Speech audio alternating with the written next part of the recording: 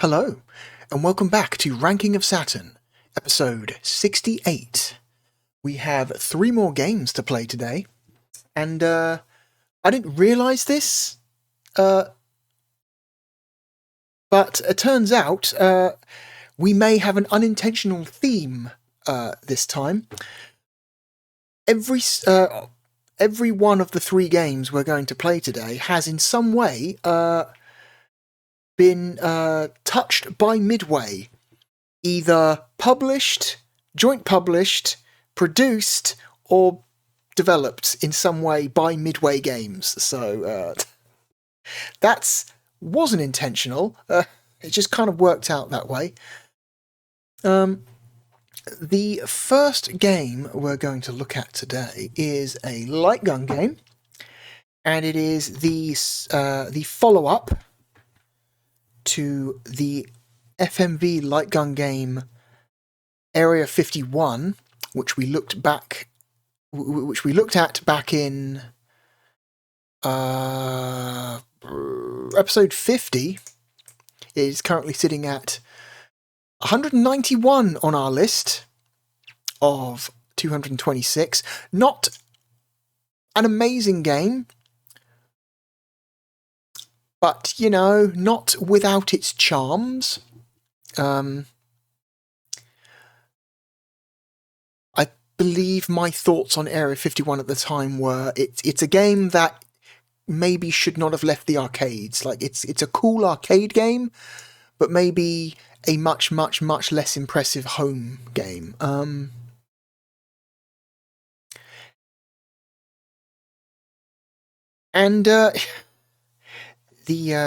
sorry to say, but I don't think the successor is that much better. The game we are going to look at is called... Where is it? There it is.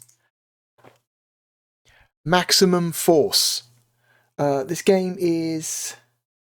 So here's the thing I couldn't figure out about this game for a little while is this game has a fat Midway logo on the front of the box. But this game was not developed by Midway and was not published by Midway in Europe. So for a while there I was trying to figure out why is Midway's name on the box? And because the same developers who did Area 51 made this one, which is Mesa Logic. They made both this game and Area 51 for Atari, for the arcades. So technically this is an Atari game, and Midway did publish this game in North America, but it was published by GT Interactive in Europe, so that doesn't explain the Midway logo. Until I remembered, oh wait, no, Atari went through some really bad shit in like the early to mid 90s where the company was like divided up into multiple different divisions that were all made to be separate entities. And I did some very quick digging and found out that turns out Midway, or Midway's parent company, purchased one of these chunks of Atari, one of these like wayward pieces of Atari, which I think was specifically the arcade division of Atari, got like spun off into its own separate company, and then was immediately acquired.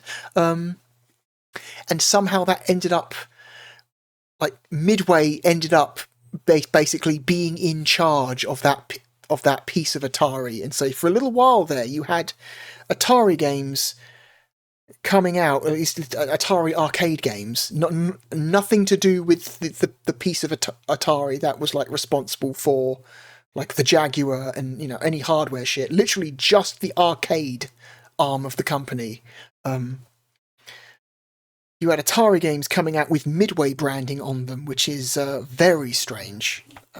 Must have been the same case with Area 51 as well. So that was a little bit of a rabbit hole. Okay, let's get on with this. Let me get rid of the list, bring up the capture, and hit go. I have the mouse plugged in, because this game, as it is a light gun game for the Sega Saturn, it makes very good use of the mouse peripheral. Oh, come on now. Moving the mouse does nothing. Oh my god. Is it B? Okay, B does nothing. Do I have to plug in a regular controller just to change the language?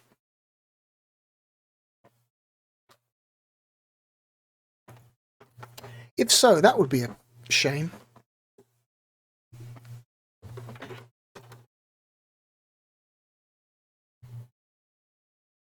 There we go.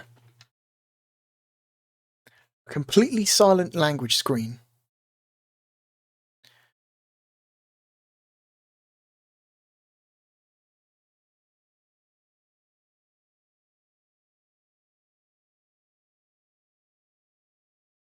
Yeah, Atari Games Corporation, licensed to Midway Home Entertainment.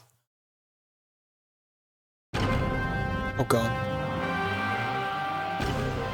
I'm going to turn this game's volume down a little bit.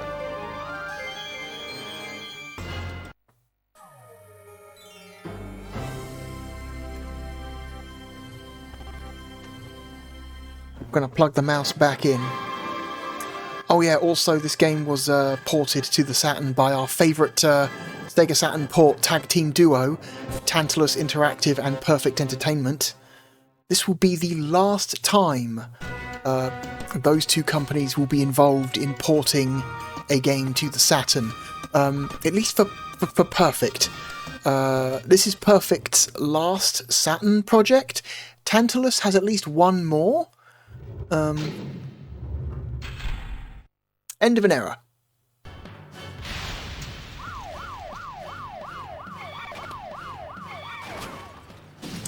Yeah, as you can see from this presentation, this game is very much the same sort of game as Area 51 was, but somehow less interesting. See, the thing about Area 51 was it's not an especially good game, but it had style. You know, you're shooting at like monstrous-looking aliens and zombies, right? And so there's a lot of weird and like creative enemy design in that game. Whereas for Maximum Force, they just completely threw away all of their style and just decided, what if live-action people with guns instead of aliens and monsters? But oh, okay, cool. All right. You threw away the one thing that made Area 51 interesting. Cool.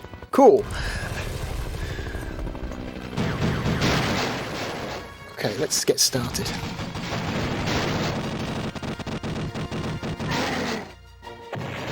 Wait. Okay, I'm hitting start on the mouse, but it's...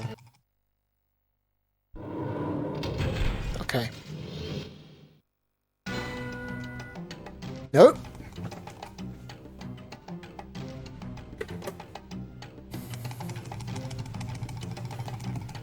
Nothing is happening. Does this game not have mouse support? Oh, surely not. Oh no.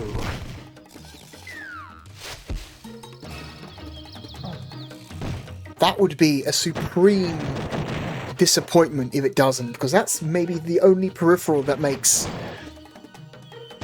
light gun games even remotely fun without a light gun is mouse support. So, oh no. Yeah, I plug in the controller and it just immediately works. Yeah. Well, that sucks. What difficulties we've got? We've got Grunt, Commando, Green Beret, Hillbilly and Coward. It's weird. There's some more of those 90s difficulty option insults for you that were so popular throughout the 90s and into the early 2000s. Let's increase the lives. Oh, let's go down to Hillbilly, fuck it.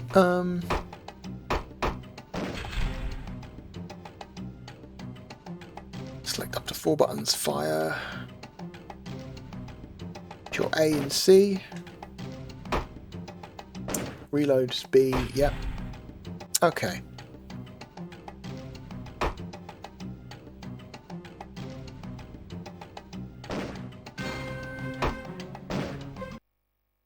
Huh.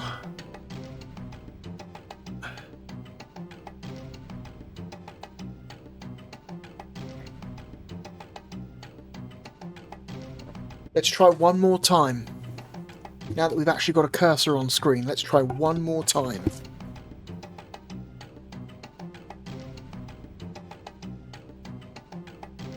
No, I've plugged the mouse in, and nothing has happened. Nope.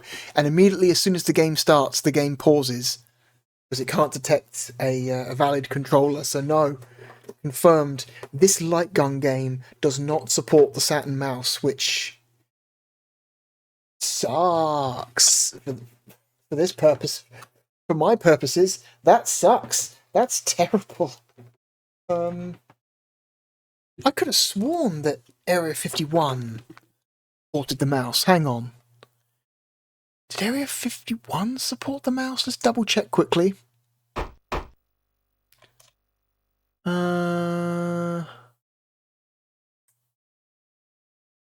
So I have written down mouse in the peripherals box for Area 51, but I added the peripherals column to the Google spreadsheet a significant amount of time after we ranked that game, so I may have just forgotten and written it in. I'll have to do some double checking later to see if Area 51 does actually support the mouse, because I do not remember. I do not remember if that game actually supported the mouse or not.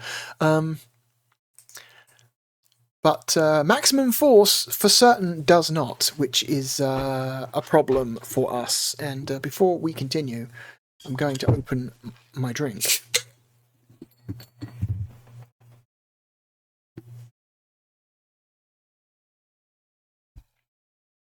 Okay, let's get on with it.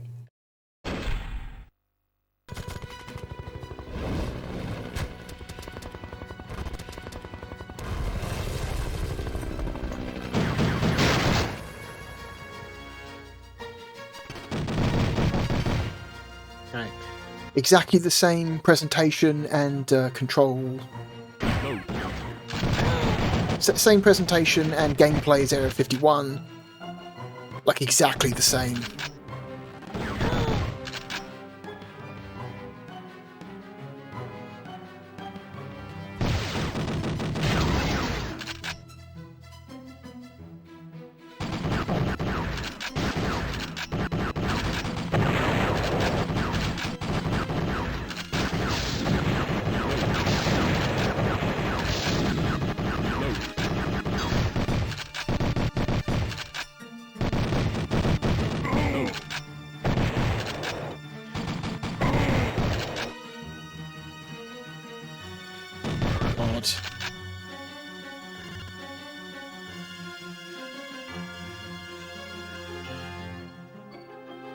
Oop.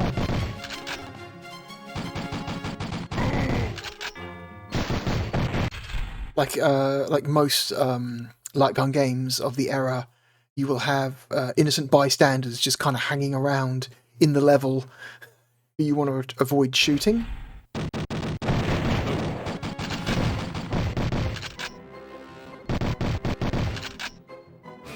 Ooh, like that guy.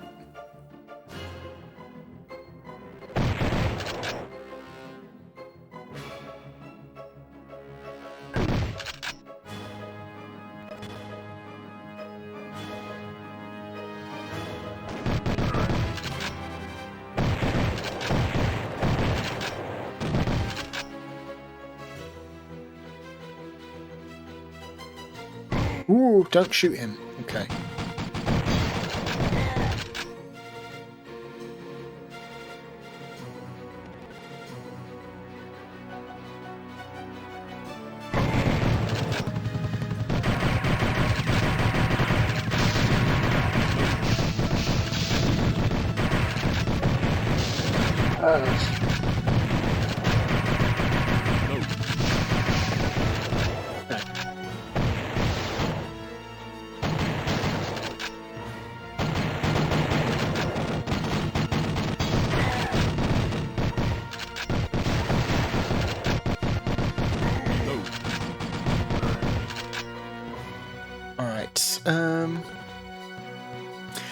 You know, the tech that powers this game in Area 51 is interesting for the era. They're basically, I think I mentioned it before when we played Area 51, they're basically layering multiple FMVs on top of each other to have the, you know, the illusion of an interactive FMV. So you've got all these like elements in the video that can just appear and disappear when you shoot them, which I think is like a neat trick. You know, I think I said pretty much the same thing when we played Area 51. It's a neat trick. You know.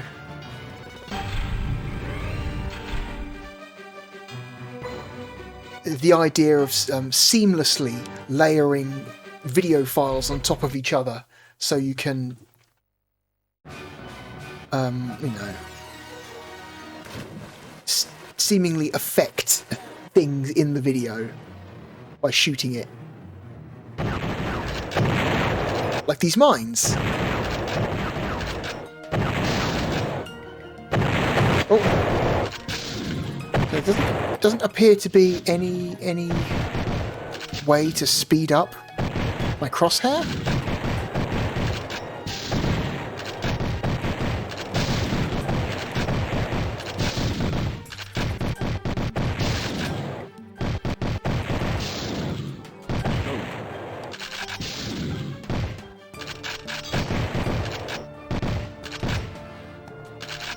Yeah, there doesn't appear to be a way to speed up the crosshair, which means if I need to get to the other side of the screen before something hits me, I may just be screwed.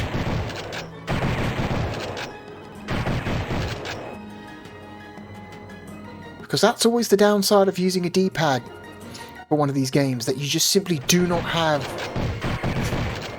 the agility of a light gun or even a mouse with just a D-pad. So these games become significantly harder when you're stuck playing them with a fucking regular controller.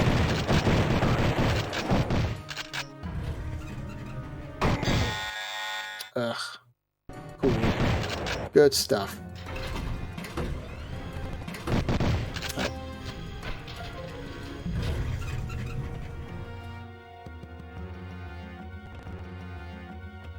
Okay. Just a woman in a bikini hanging out on the beach. How did you get here? How did you get here, lady? Oh, there's a prime example. Having to go from the right-hand edge of the screen to the left-hand edge of the screen in quick succession.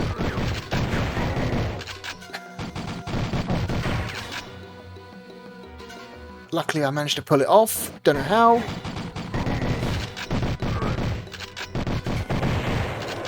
There's another bikini lady just hanging out. Why? How did she end up here? Who can say? Cool.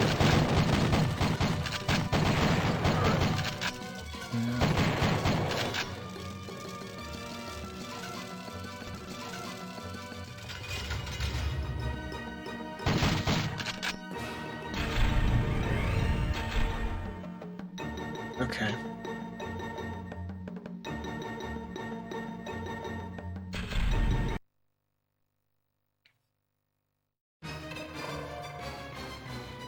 Video quality is about the same as it was in Area 51. Not terrible, but also the macro blocking is very noticeable.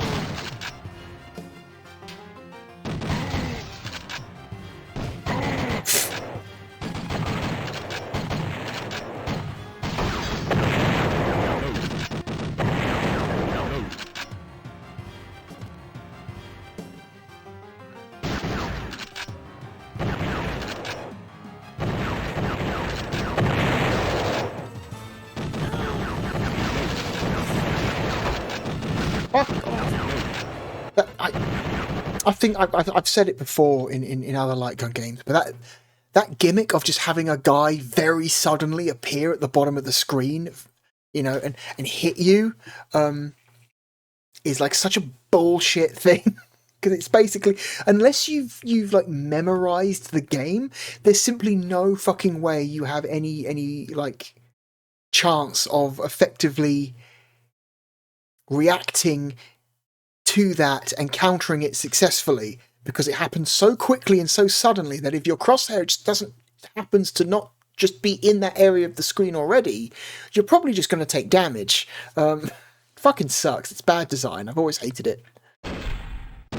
It's just one of those ways that arcade game developers got players to put money into the machines more often.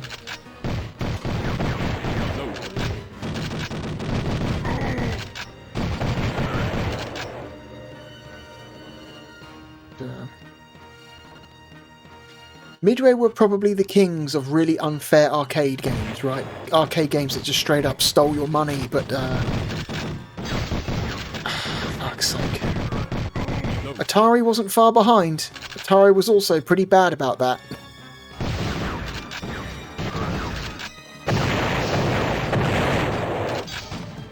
Oh, fuck off, you weren't even on screen when you shot me. Come on. Yeah, just shoot the nuke. You can just shoot the warheads and nothing bad happens. I like that even after you shoot the missile launcher, it continues to fire warheads at you. No. Ugh.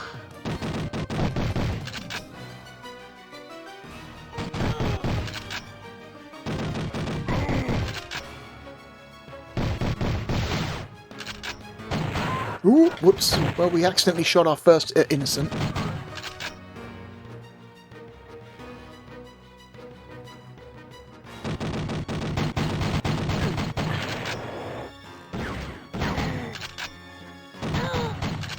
Okay.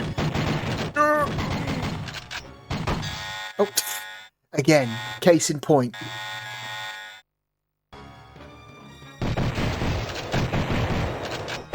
Just such incredibly bullshit design.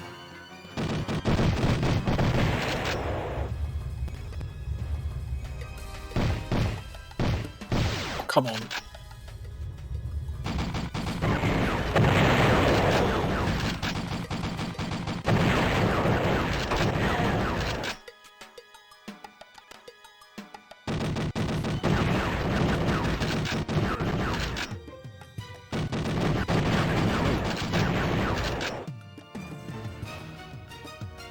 Okay.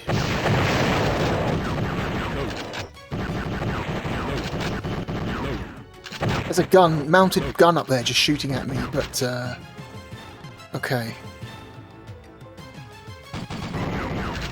You could barely see it because it was mostly black in a black part of the screen in a video that doesn't have very good compression, so, good luck shooting that, I guess.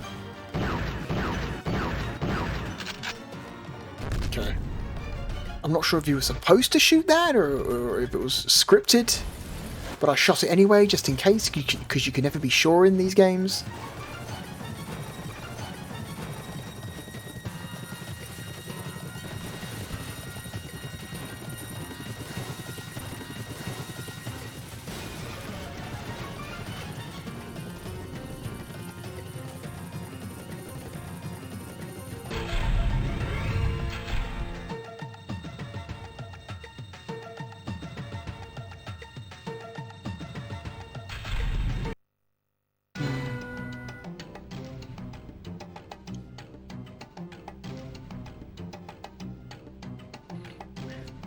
Okay, so we've done mission 1, so I guess we're on to mission 2.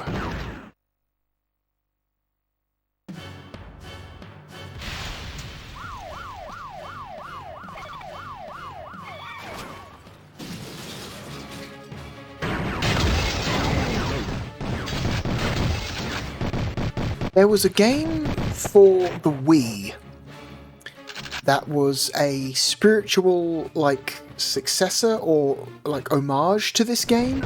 I forget what it was fucking called. I think it was like Target Terror or something. It was literally this, but for the Wii.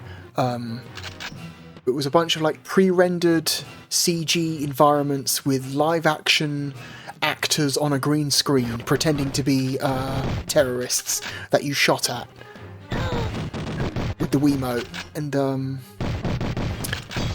I had no idea that that game was like meant to be a spiritual successor to this. Until when I saw this game and realised, holy shit, this looks like that fucking shitty rail shooter for the Wii. I think it was called Target Terror, I forget what that was called. I should look it up. But imagine a game for the Wii that looks stylistically very similar to this, except obviously it's a much higher, you know, it's like 480p, better, you know, much better video compression, obviously. Everything looks a little bit cleaner. The green screen looks, the green screen stuff around the actors looks a little bit cleaner. No. Oh my god. Yeah, that game sucks.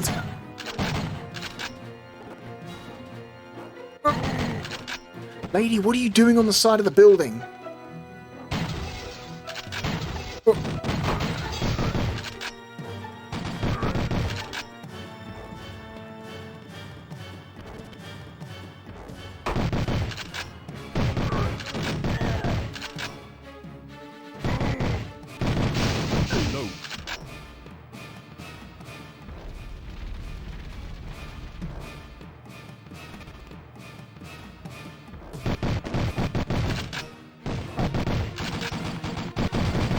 Oh, come on.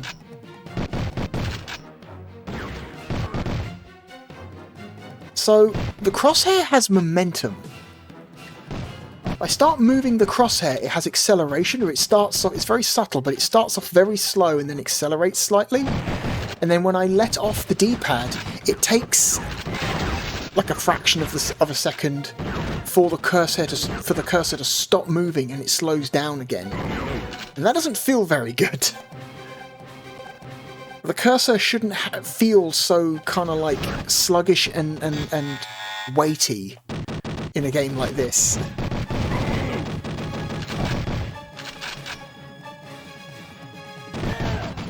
I want the cursor to move at a consistent speed constantly. I don't want to have to wait for it to speed up or stop moving when I want it to, you know, or when I take my finger off the D-pad. It just feels bad.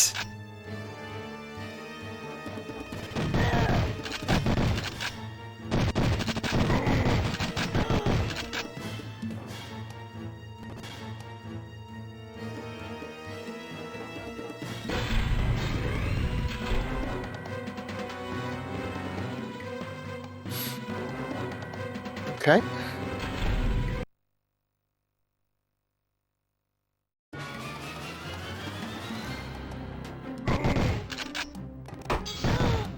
Oh, cool.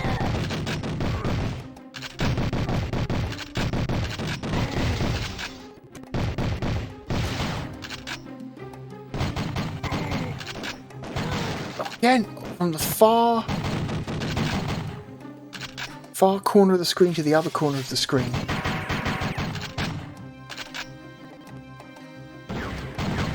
Okay, those spikes flashed when you shot them, which means it's probably possible to blow them up.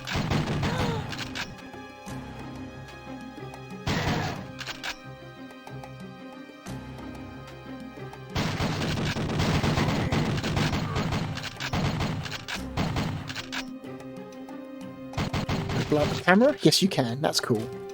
Like I said, there's a really neat amount of like interactivity in this like full motion video light gun game, and it's you know it never stops being kind of like cool, I guess.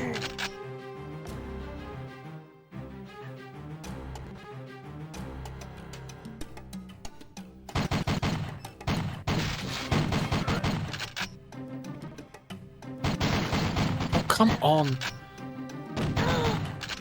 Oh, I missed him.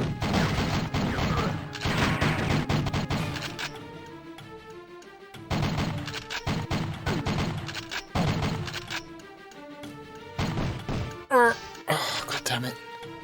He was just moving across the screen faster than I could move my fucking crosshair. Which didn't feel good.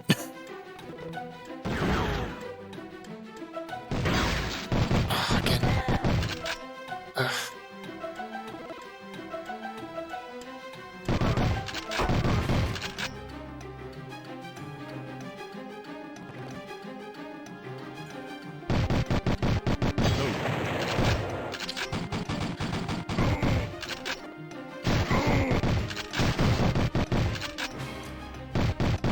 Come on!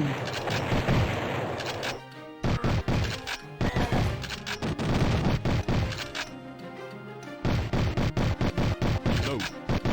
How many fucking times? This crosshair, man, sucks. The weird movement and like momentum on this crosshair makes fine-tuning your aim very difficult.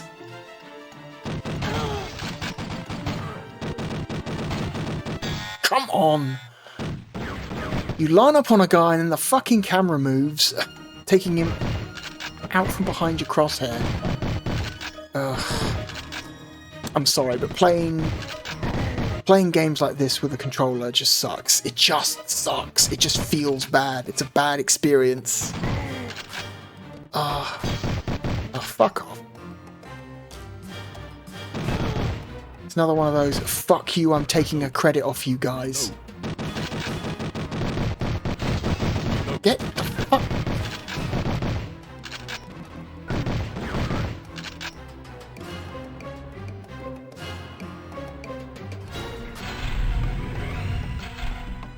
Ah, we're still going.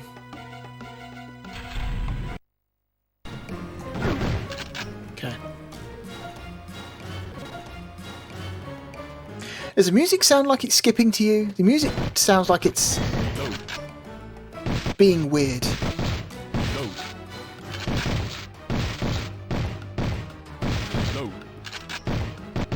Just gonna shoot all the buttons. Fuck it. I don't know if that has any effect on what floor you go to. I have no idea.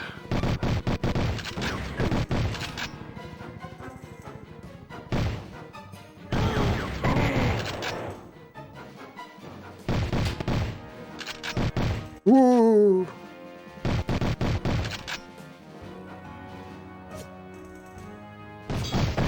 Fuck off.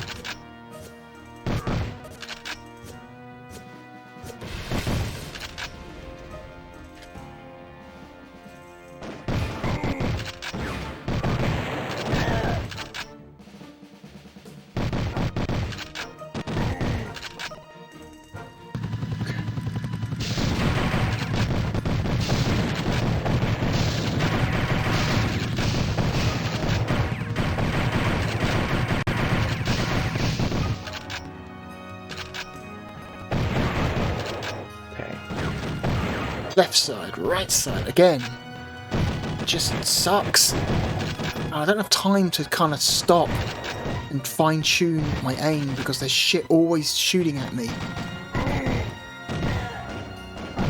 Okay.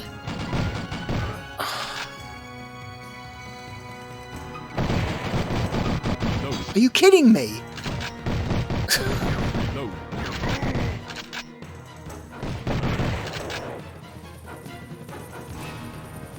Okay.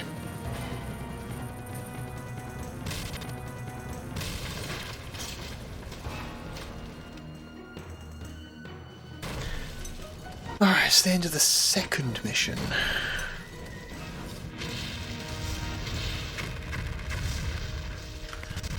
How much more of this are we going to play?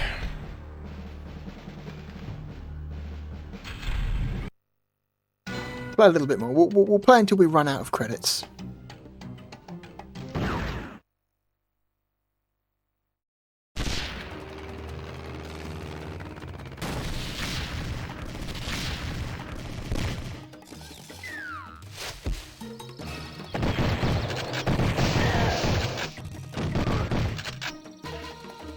God, the compression looks extra shitty in the jungle. The more complex the environment, the worse the compression looks.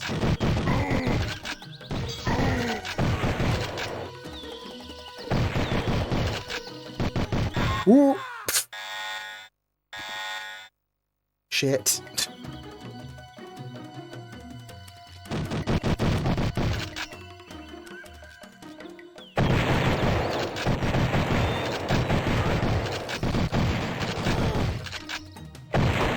Ugh.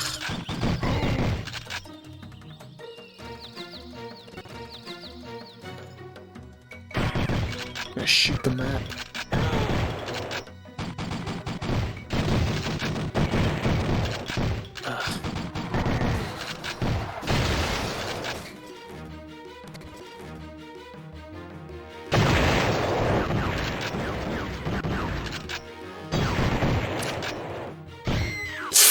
Shot that grandma.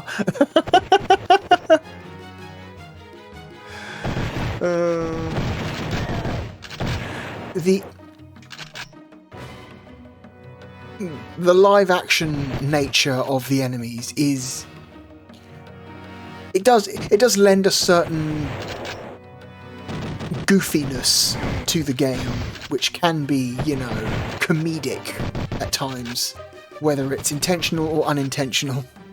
Who can say? I bet a ton of the people used for the actors in this game were either developers or the friends and family of developers.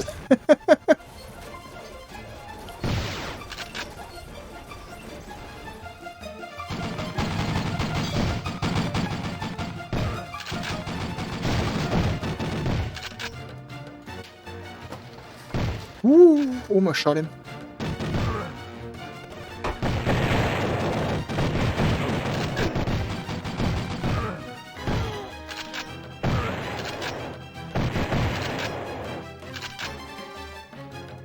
Oh, we're on a quad bike now. Sure, okay.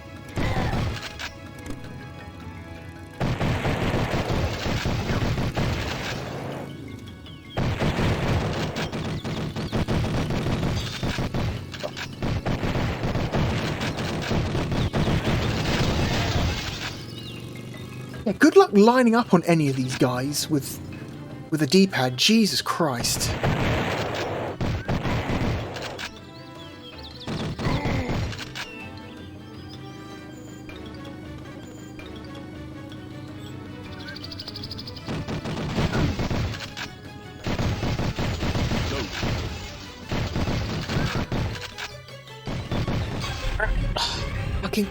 Again, a case where there's enemies on screen, you're trying to line the cursor up on them, and then all of a sudden your point of view just completely, like, moves around, fucking up your aim. Doesn't feel good. Anyway.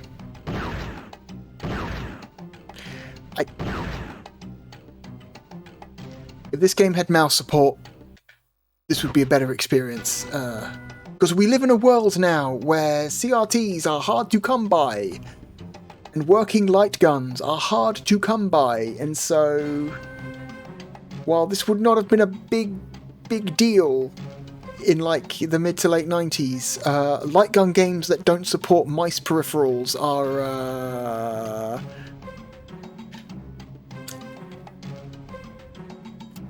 sad to say, not fun. Unless you are one of the people out there who can source a CRT and a working light gun. Anyway.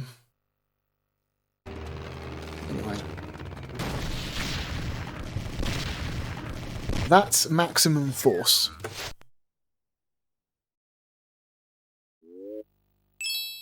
Very much the same game as Area 51, but not quite as stylistically interesting as Area 51 was.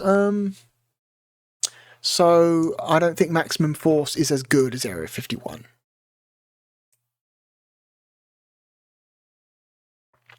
Oh, I should say that the games we're looking at today, all three of them came out in February of 1998. So Maximum Force, That is, at least in Europe, a February 98 game.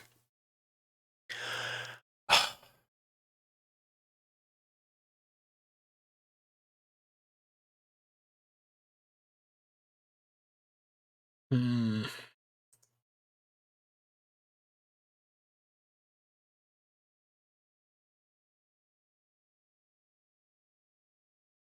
It's a better game than Casper.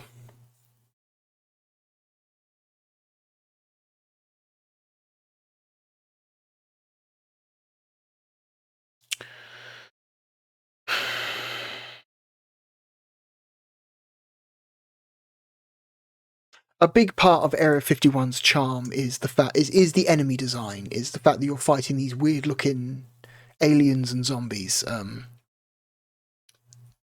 then they just completely just strip that out and just replace them with just regular looking people in the follow up game, which is wonder why they chose to do that. Was it just cheaper? Did they realise they didn't have to spend a bunch of money on like makeup and models and you know other things if they just used regular people on a green screen instead of having to, you know, create a bunch of weird monstrous enemies? I wonder if that's why they chose to go in this direction, because they realised it was just cheaper to get people on a green screen than to have people dressed up like zombies or aliens and stuff.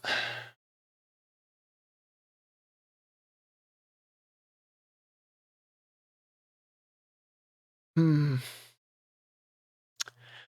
You know, I don't think I like this game as much as WWF In Your House. I think WWF In Your House is a more interesting game.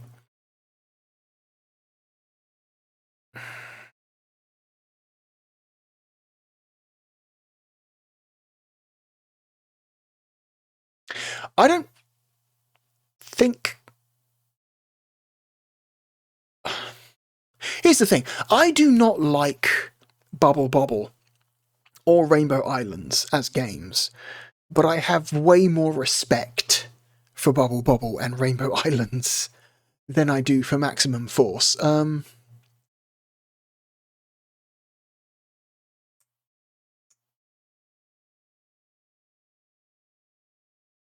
a lot of arcade games from this period are just kind of fucking scams. They're just, let's make a game as ridiculously hard as possible just to force people to keep putting coins in the machine. Just, you know, have people just occasionally jump up from the bottom of the screen and hit you in a way that is extremely difficult to react to in time. Just so we can say fuck you to the player and get them to put money in the machine. So arcade games are, especially Western developed arcade games from this time period, are just absolute bullshit. Especially, like I've said before, especially the arcade games developed by Midway and Atari definitely felt like that. I'm going to say I would rather play the original Bug. I would rather play Battle Stations than Maximum Force.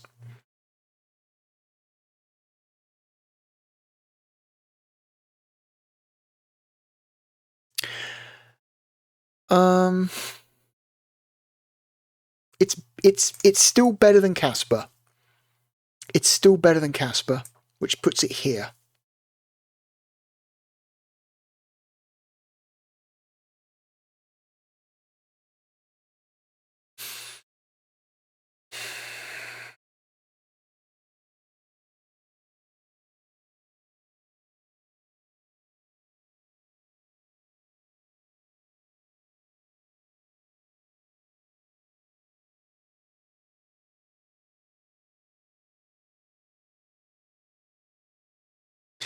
Grid Run is a technically competent but incredibly boring game. Um,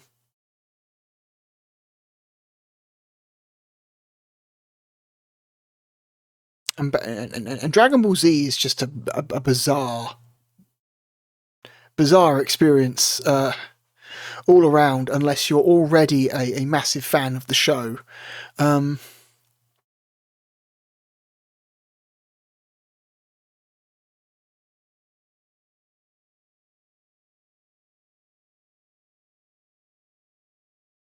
going to say Maximum Force is probably a better game than Dragon Ball Z. Is it a better or worse game than Grid Run?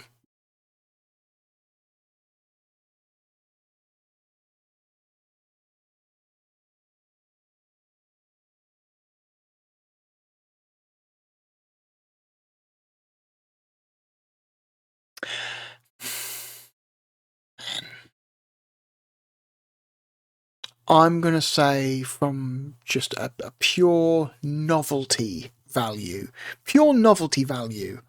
I'm going to say I would rather play Maximum Force than Grid Run, which puts it here. Our new 196. Not that much worse than Area 51. I mean, it is pretty much the exact same game, just way less interesting stylistically, so that makes sense. Okay. Cool. Alright. On to our next game. Hang on. So, the next game we're going to play was developed by Midway. Not just produced or published by them.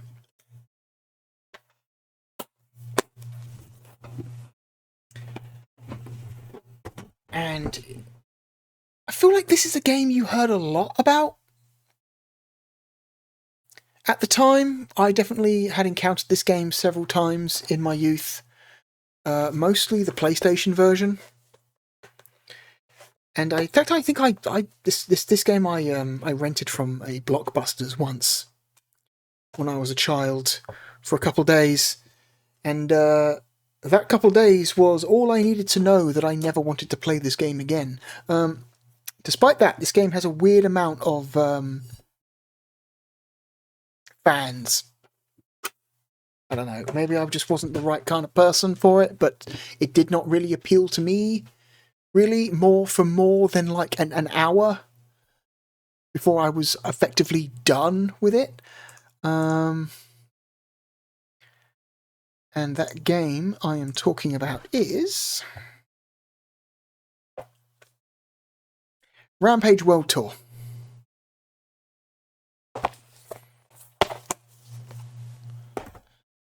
Right.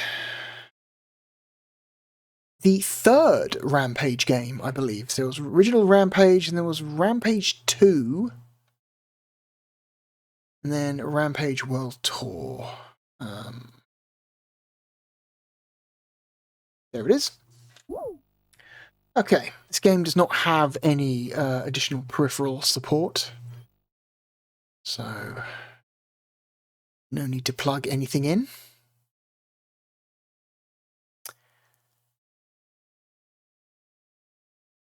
And the Saturn version was developed by Point of View. What else did Point of View do on the Sega Saturn? Hang on. Point of View. Okay, 2 results. They did the Saturn port of Black Dawn, which was an interesting but a mess of a game. And they also did the Saturn port of Mortal Kombat Trilogy, which was a much more competent port. So, you know, their work is okay. So if you don't know what Rampage is, you play the role of one of these giant monsters, these kaiju, and your goal is to destroy cities as fast as possible, while trying your hardest to avoid taking damage. I believe you have a choice of 3 different monsters. Ralph, the giant rat, George, the giant gorilla, and Lizzie, the giant iguana.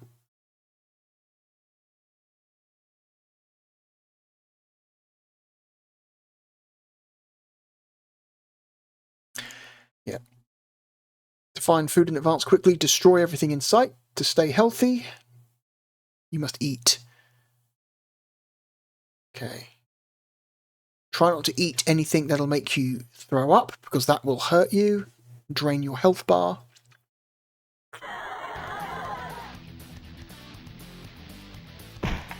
Okay, this is still the demo.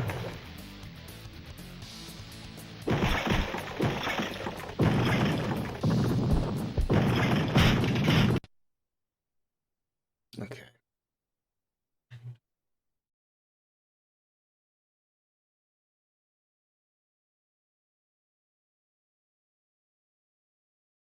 Okay. Let's hit start.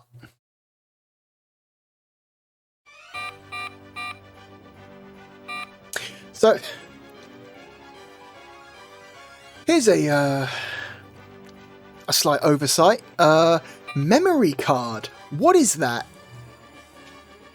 What is that? Remember, we're playing the Sega Saturn version of this game. There is nothing that the Sega Saturn referred to as a memory card.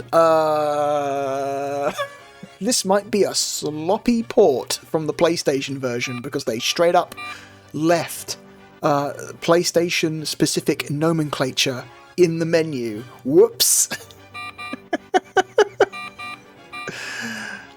I guess this version of the game just wasn't much of a priority. So, you know, quality control, not really a thing people were paying attention to. Alright, we've got left, right, up, down, start, punch, kick, jump. It's a 3-button game.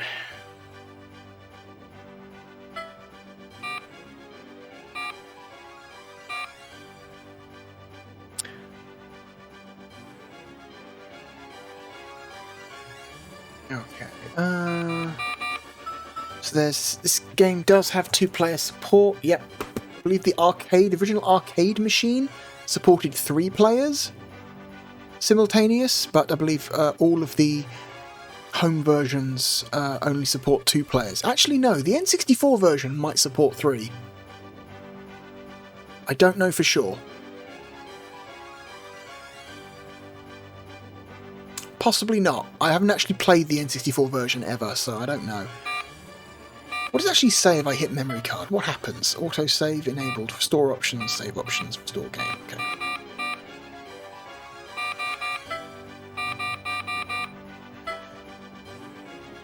Okay, who do we want to play? Who do we want to play as? George, Lizzie, or Ralph? Also, I like the fact that... So here's the thing. In the PlayStation version, these portraits are obviously partially transparent, so you can see the background image through them.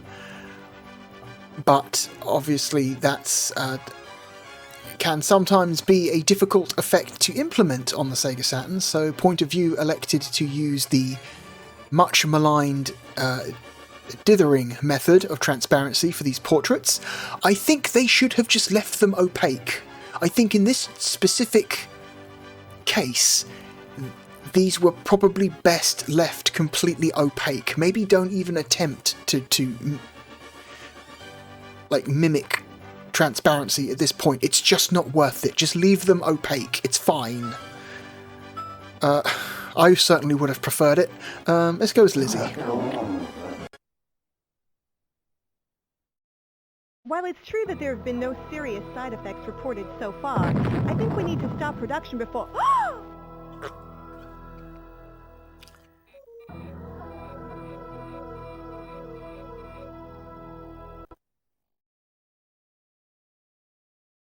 Why do all those messages come from the C drive? It's like somebody has seen a DOS prompt but doesn't actually understand what a DOS prompt is. All they know is that every other line begins with C:/.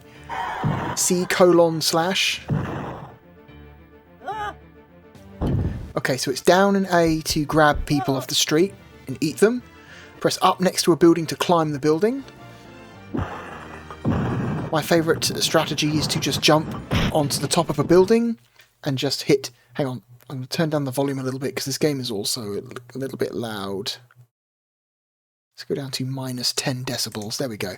A popular tactic for me is to just jump on top of a building, hold down, hit jump, and then you will do these stomps on the roof of the building, which will take them out very quickly.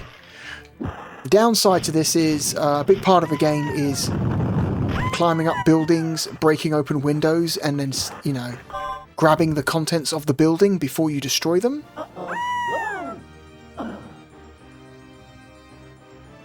Okay.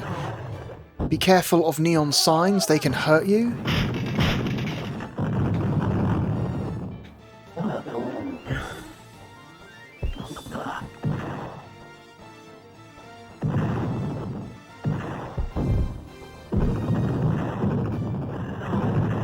There we go.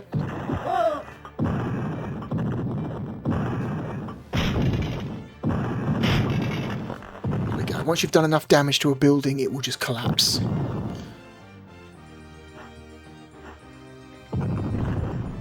Heading north, okay. You can influence the next level of the game by activating certain secret triggers in a level. There you just saw by destroying that billboard, we are now heading north.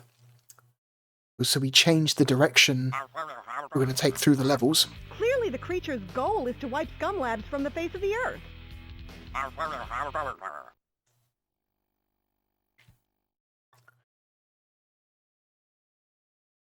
And then between levels we get little screens where the this female scientist is on the phone to her bosses. She has a name, I forget what her name is. Can eat those army guys. This game is fine. My main problem with it is that it kind of loses. You can't lose interest in it after like an hour or two. It has like an hour or two's worth of entertainment, and then you are completely done.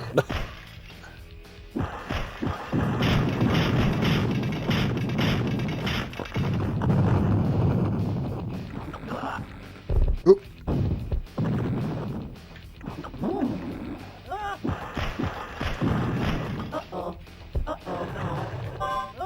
Grab that.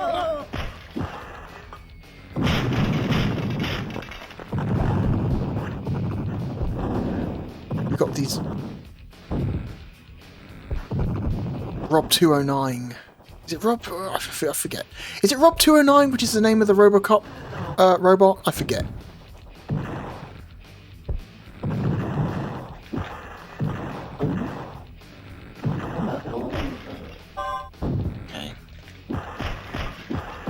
Ed 209. There we go. Ed 209.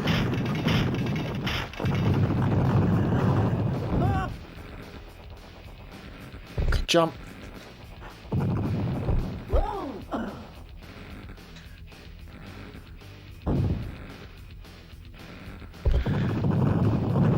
Okay.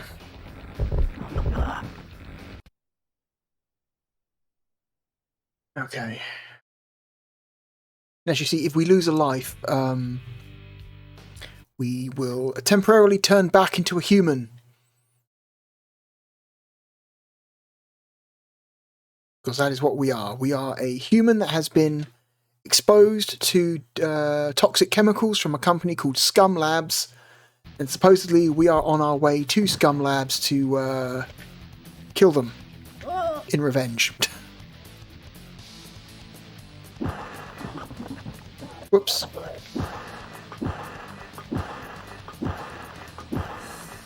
Make your way up the building.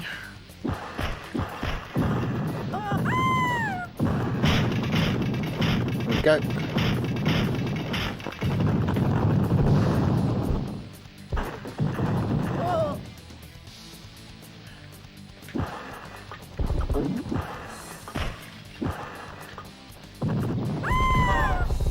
Is like, I don't know, it's like moderately what's this, it's moderately more fun with two players. It's a lot more chaotic with two players.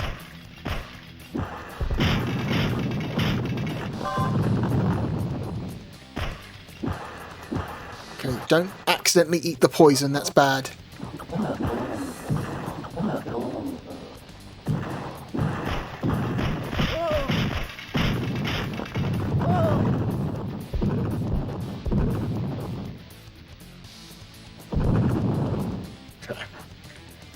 Milwaukee, totally destroyed. This game has a lot of levels. A lot of levels. Almost every major city on Earth is represented in this game. There might be over 100 levels in this game. This is a game that just goes and goes and goes and goes, and you will lose interest in this game long before you ever come close to finishing it. What's that? Plant? Yeah. Get off the building.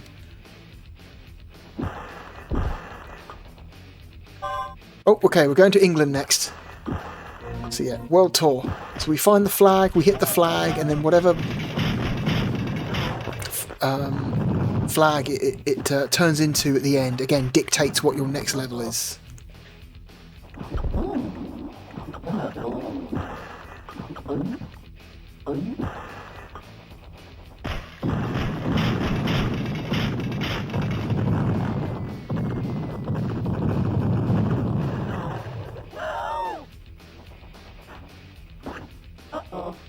Oh, okay, we don't like water.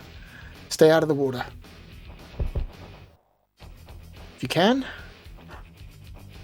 Easier said than done sometimes. I like that if there's anyone hanging out of the windows when you stomp on a building, they will just fall out the windows. It's a nice little touch. There's a lot of nice little touches in this game. Yeah, look, your health will very slowly drain all the time you're in the water. Oh, shit. Fucking tanks, man.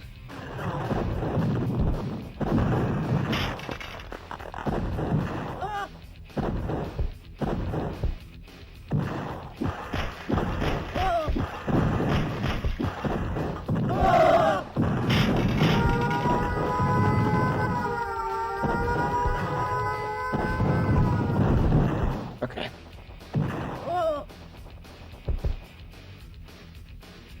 Yeah, see, we lose our health, we turn back into a human, and then she sidesteps away. Very funny. Very goofy, very silly, very midway. Oh, that's a good one. If you hang off the side of a building and kick it, you can also destroy it quite quickly. There we go. Alright, so we're heading to the UK now, because we found that flag. Clean it up. There's no telling what effect another toxin might have.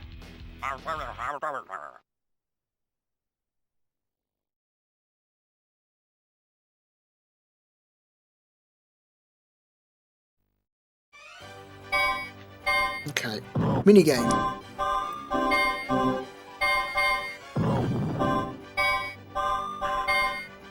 Try to avoid the bombs. Going to Liverpool.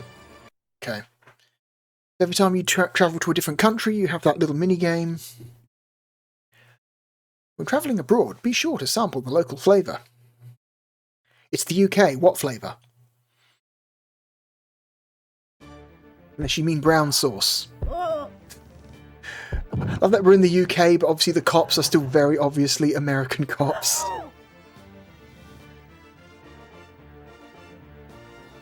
Not that much changes as opposed to, like, I don't know, you might have like major landmarks of certain cities represented, but that's it. Like, again, those are very obviously North American cop cars.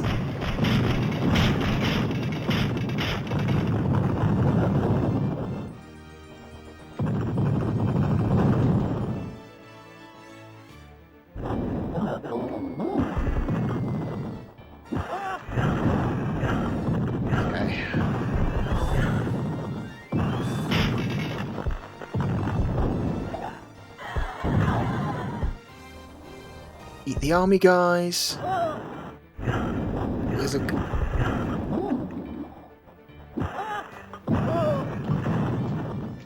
There's guys with jetpacks now flying around trying to hit us. They're quite annoying. He'll follow us around and try and shoot us with his flamethrower.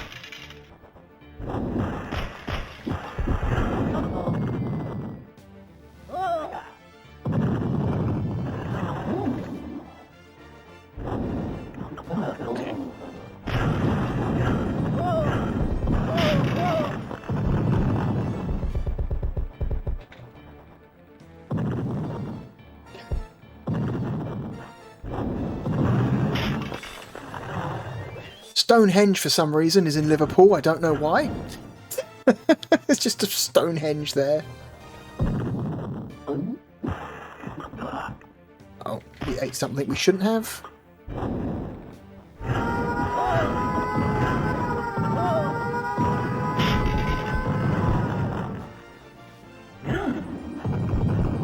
we go. Where next? What extremely poorly represented city in the UK are we going to go to next? There's no telling what effect another toxin might have. Edinburgh, sure. Is it going to use a lot of the same assets and buildings and sprites as all the other cities we've seen? I bet it will.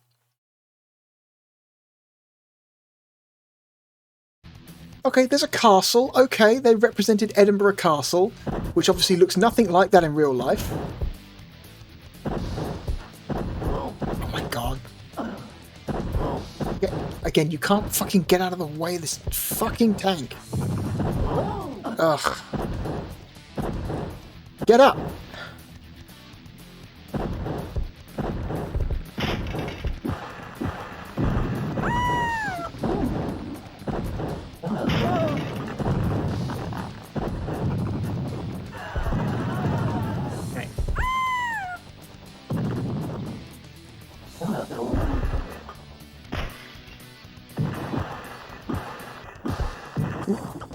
Bananas, fries, ladybug, mega food. Okay, I'm assuming that's like a full heal, or like it heals a lot of health, maybe.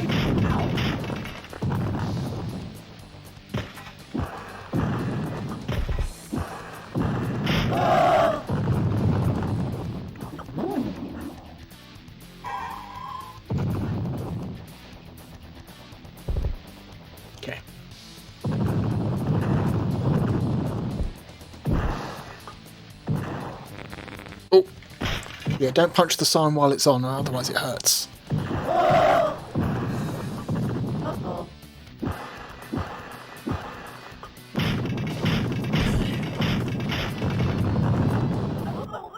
Oh, don't walk through fire either. Just a lot of really dumb, like, weird, like, interactions in this game. Humorous stuff. Clean it up. There's no telling what effect another toxin might have.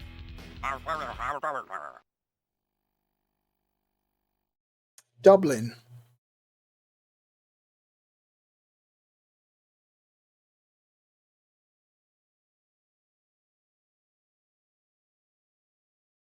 Okay.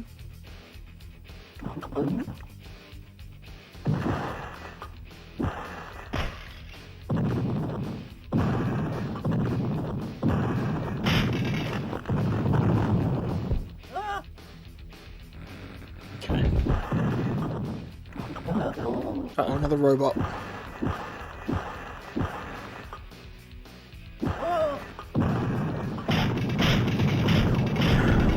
Oh god. We've got spaceships now.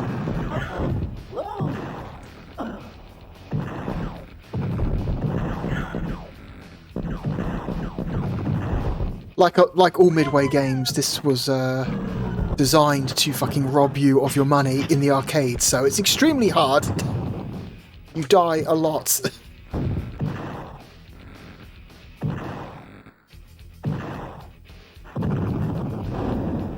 Fuck off. Oh my god. Just annoying. It's just annoying.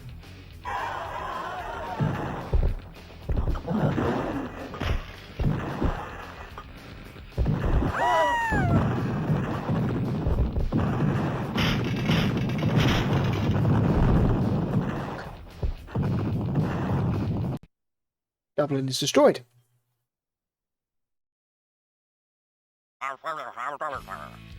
Clean it up. There's no telling what effect another toxin might have. London. Okay. You might see some more unique structures in this city.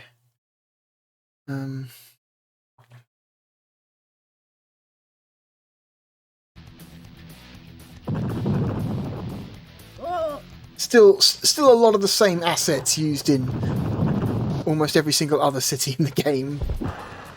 But, you know. I feel like certain cities, the developers went to more trouble in an attempt to try and represent the actual architecture of those cities. Like, the background is different.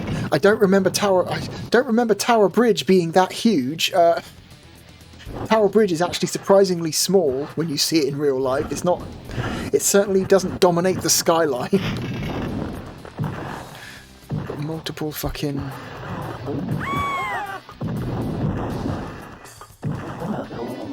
multiple jetpack guys. Very annoying.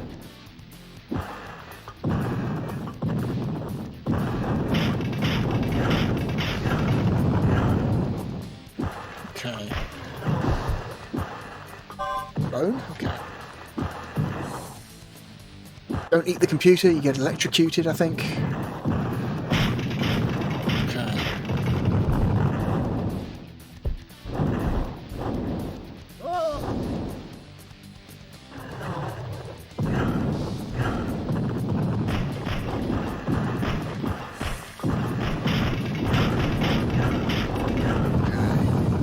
Big Ben is destroyed.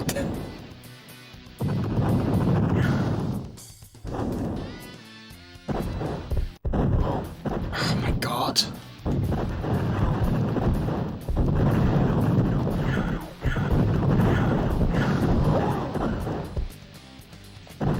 Okay.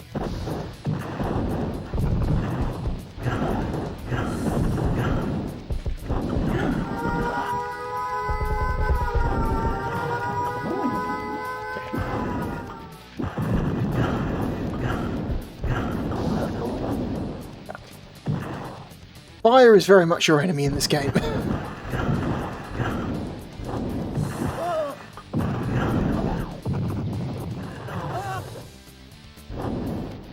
What is that? Why is there a teddy bear? Oh, get off!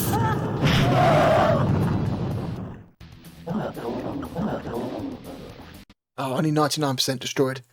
Oh well. Okay, so there's a time limit. Clean it up. There's no telling what effect another toxin might have.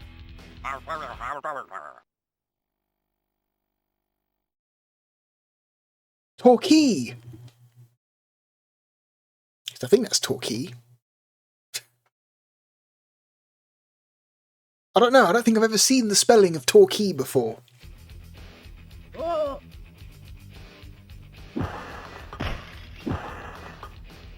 Weirdly enough.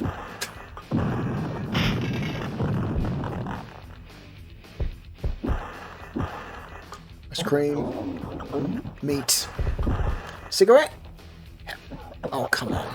I appreciate the detail of him, though, coughing up smoke when you eat the cigarette.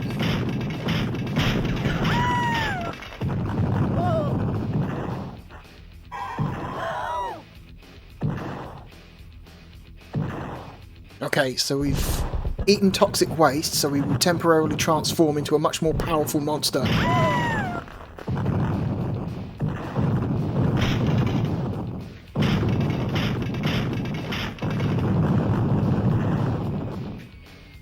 Okay. That transformation doesn't last forever, but so you've got to make use of it. Okay. UK has been completely destroyed.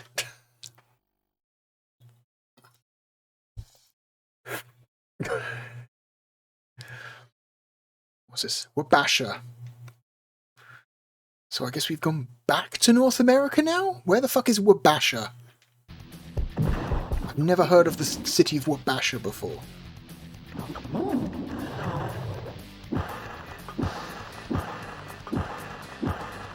Jeez. I'm guessing you don't want to eat the cactus.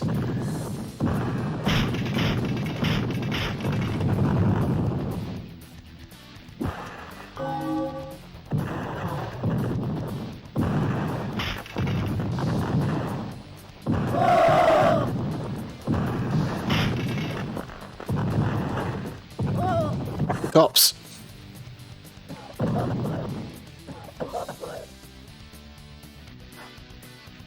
Is that a zombie? Okay. Eating the zombies makes you sick. Makes sense.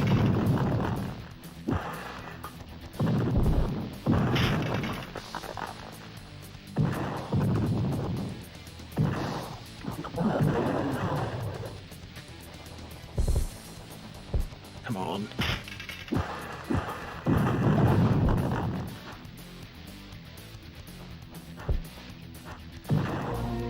Okay, world tour.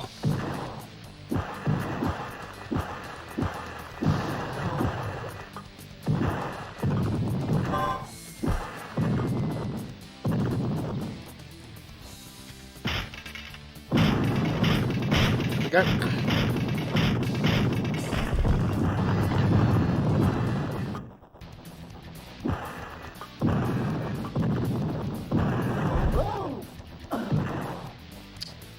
Come on now. Are we out of credits? No, we're not. We still got credits.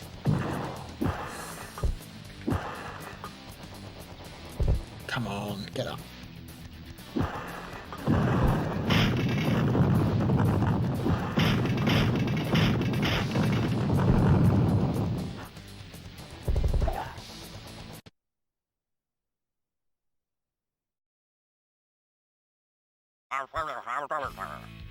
Clean it up. There's no telling what effect another toxin might have. Where are we going next?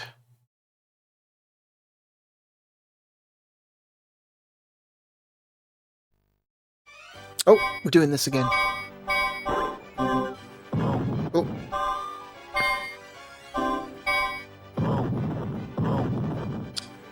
No, avoid the bombs. Johannesburg! We're going to South Africa.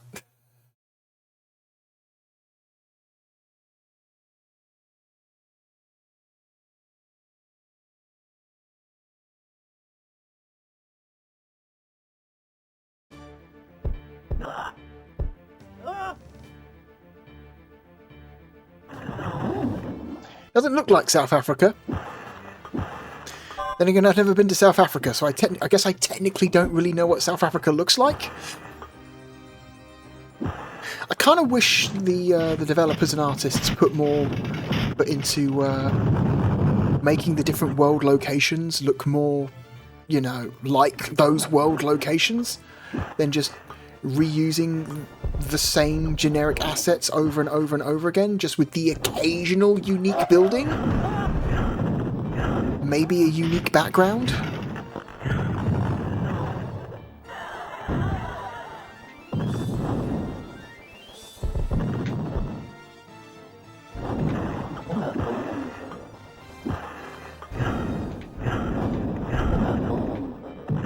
Okay.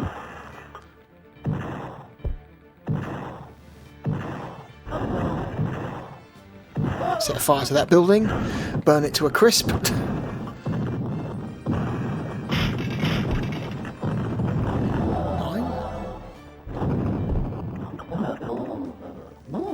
Tourist trap. Eat all the tourists to get some health back.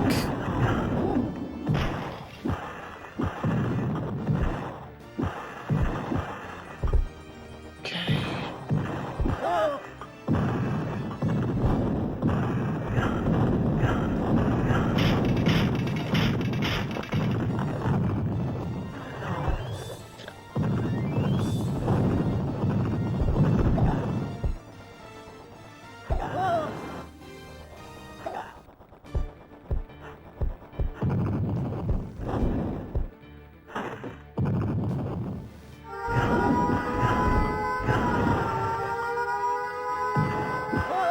Can we destroy this building before the evacuation?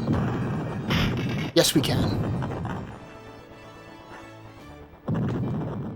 Okay. How much longer do we want to play this? Clean it up. There's no telling what effect another toxin might have.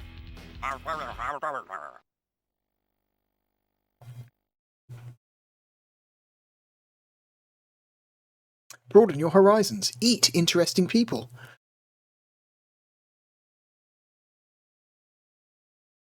Nairobi.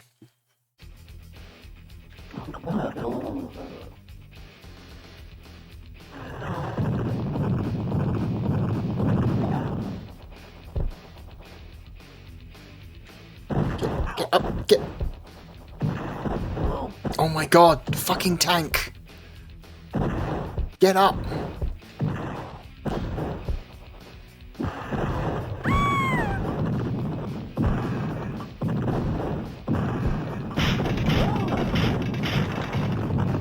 Dead again.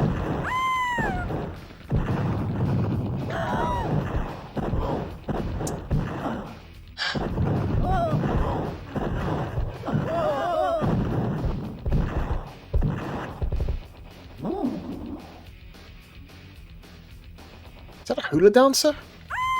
Come here.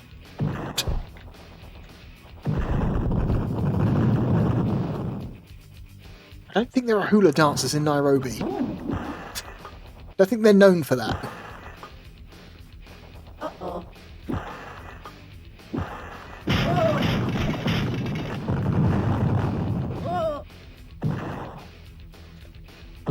Also a snake charmer. Also not something I think Nairobi is known for.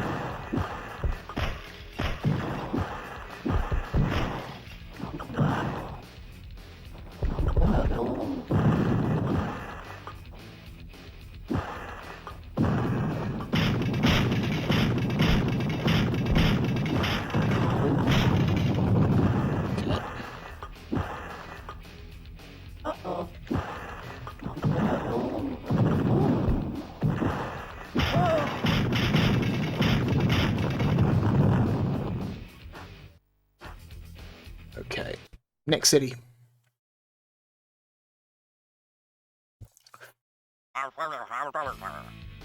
Clean it up. There's no telling what effect another toxin might have. Kind of wish they recorded some more sound bites for her. Oh, that's a good one. Uagadogu? Uagadogu? Uagadogu. Never heard of that one. That's a new one to me.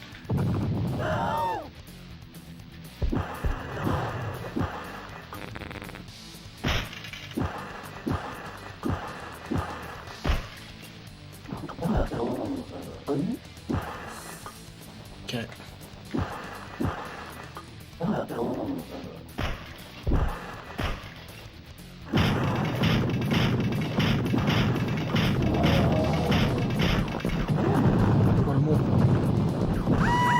We're more powerful, so we destroy buildings faster, which is good.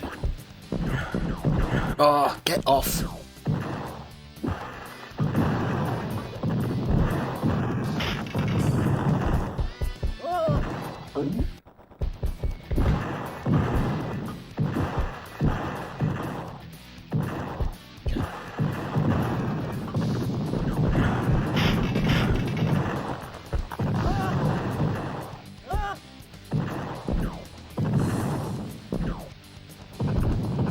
You know what? We'll look at the next city and then we'll call it there, because this game will just go and go and go and go without end. And so we have to pick our own ending point. Clean it up. There's no telling what effect another toxin might have. Casablanca, foreign exchange rate, cash values doubled.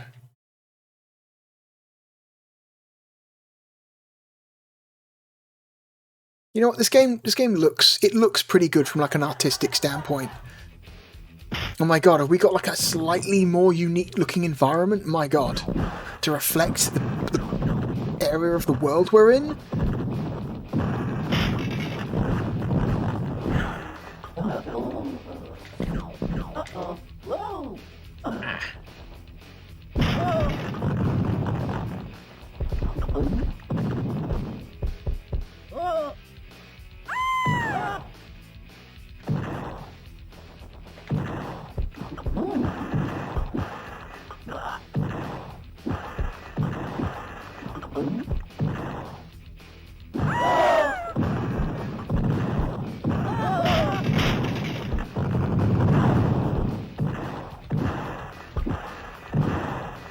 This game looks pretty good. It's got good pixel art.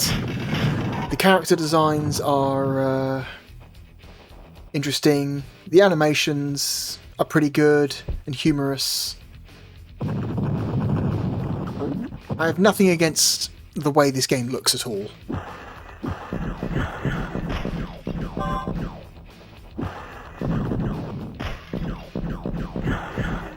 Enough building, let it burn to the ground.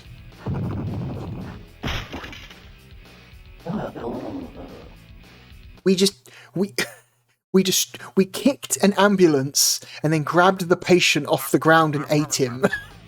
Clean it up. There's no telling what effect another toxin might God. This game is so silly. Cairo, indulge yourself. Wait, no, we have to see Cairo. There might be a pyramid.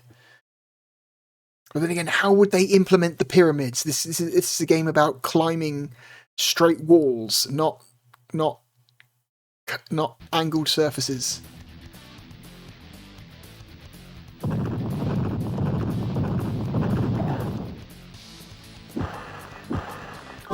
Piggy bank.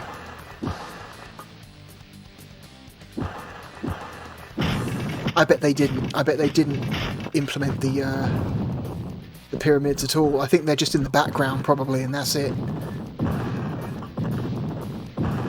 If that. Oh, fucking... Oh, a tank and a robot. Oh, good. Get the fuck out of there.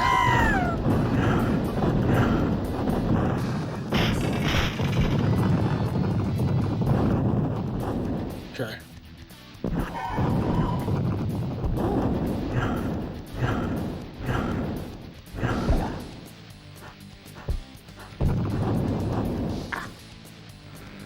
The flamethrowers are probably the most annoying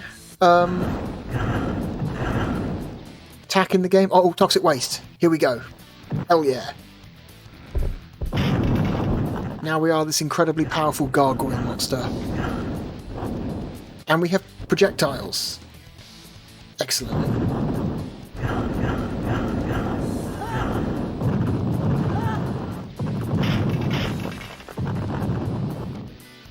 Oh, scumblives.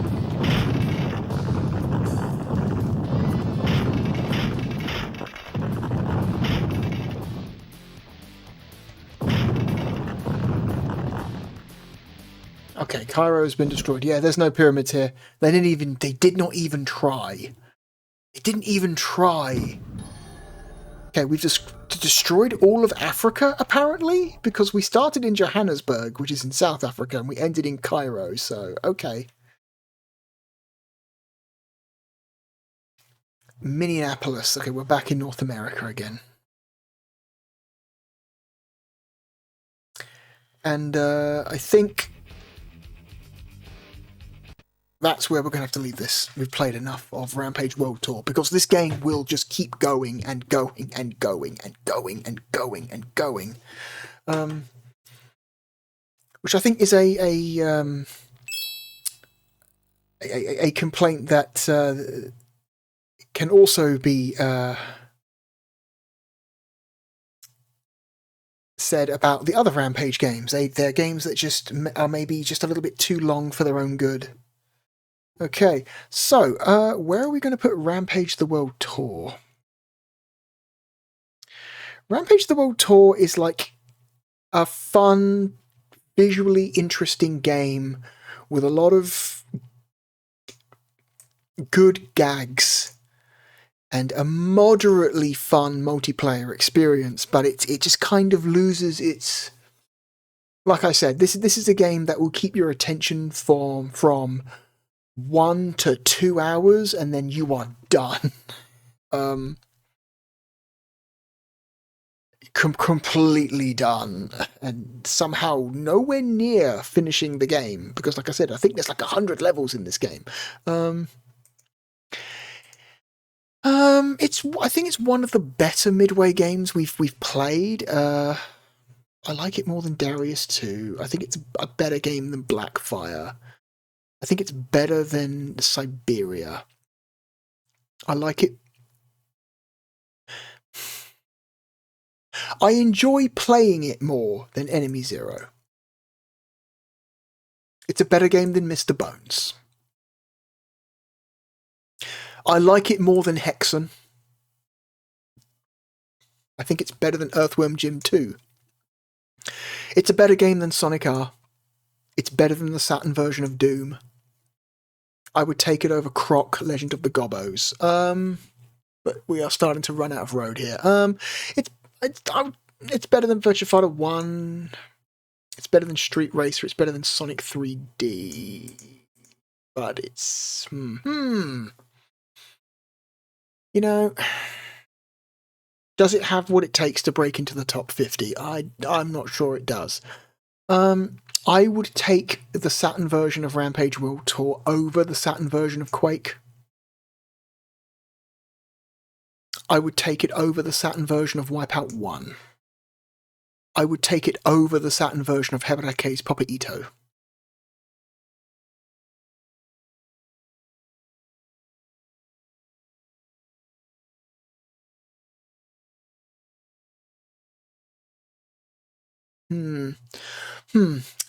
It's no Magic Carpet. KO Flying Squadron 2 is a better game. I think Manx TT Superbike is a better Sega Saturn game. Alien Trilogy is a better game. Nights into Dreams is a better game. I like Lost Vikings 2 more. So it's not in the top 50.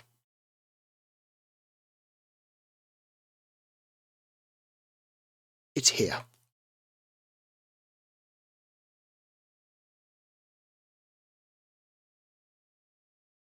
I think it's better than Blazing Dragons. It's better than Formula Karts.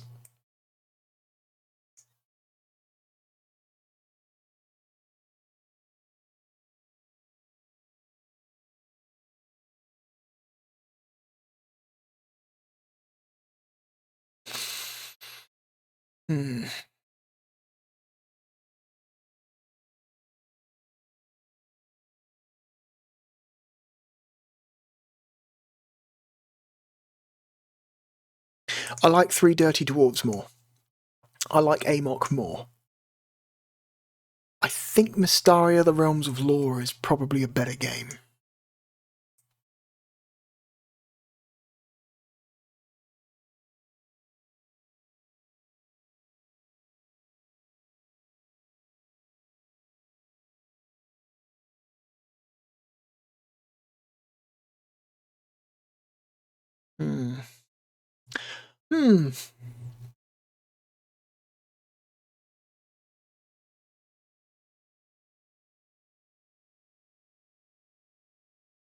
It might be a better game.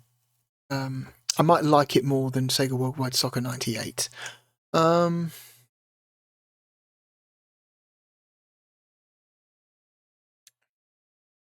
Mega Man X3 is one of those. This is a tough one for me because I think on paper Mega Man X3 is a better game from a design standpoint. But Mega Man X3 is a game that I have absolutely no interest in playing at all. Like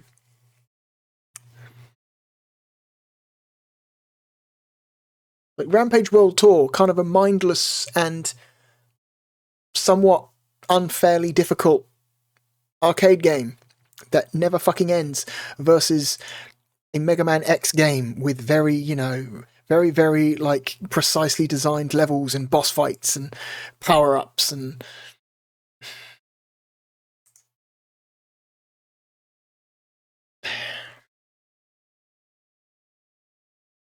I would rather play Rampage than Mega Man X3.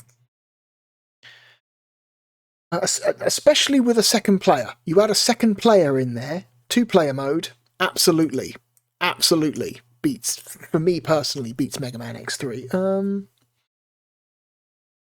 I like it more than Space Hulk. I do not like it as much as Warcraft 2. Wait, hang on.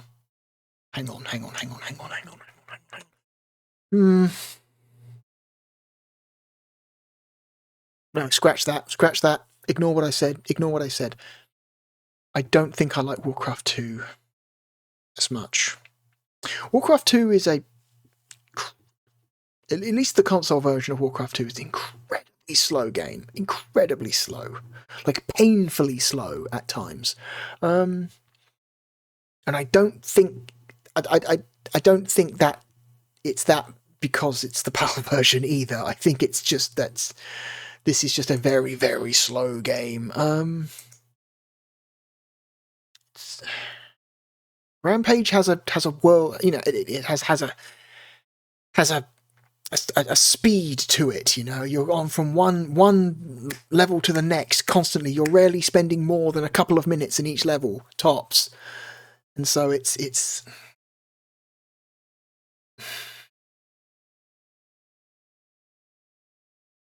there's a good pace to Rampage.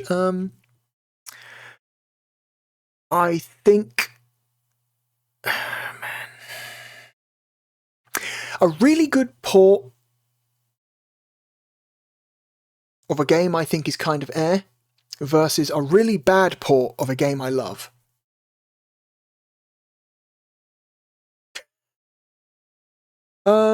Shit.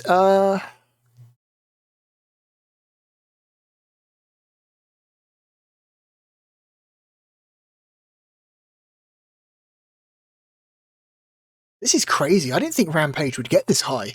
I thought Rampage was going to be like somewhere around the middle of the list. I didn't think Rampage would get this high.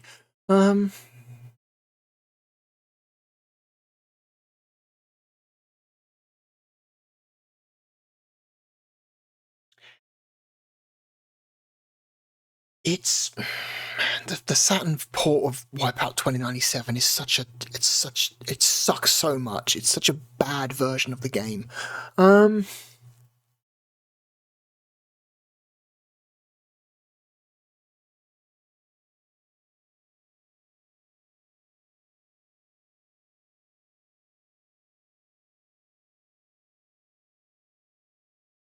it's still Wipeout 2097, so it's really cool. Fuck. Make a decision. I'm gonna say it's... Despite the horrible, horrible flaws of the Saturn version of Wipeout 2, I'm gonna say I probably still like it more than Rampage World Tour. Oh, come on. Here we go. Here we go. So our new number 62, significantly higher than I thought it was going to get. I thought Rampage World Tour wouldn't break into the top 100, but here it is in number 62. Holy shit! Well done, Rampage World Tour. This is our highest ranked midway game. I think. Yeah, this has to be our highest ranked midway game. I think our next highest ranked midway game is UMK3, because Trilogy wasn't made by Midway. So it's UMK3. That's down at number 98. So holy shit, go Rampage. You know what? A very somewhat unfair and very repetitive arcade game, but it's got really nice art. It's got some good gags, some neat animations, and it runs well. It's like a good port. It's a good port, which counts for something.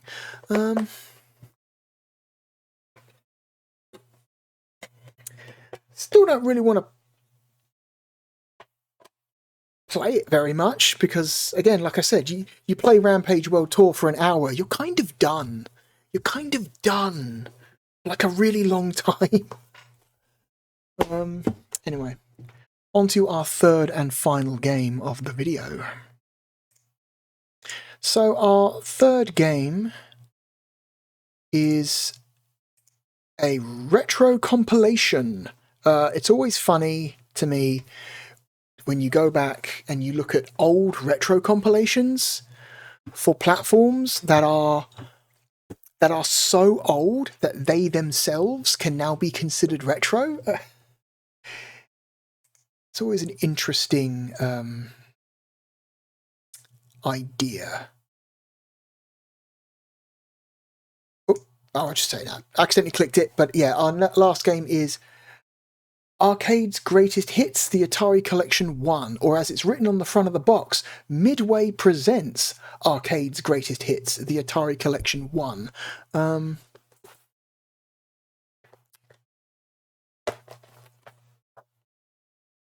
So you have Midway presenting a collection of Atari games. It's very fucking strange.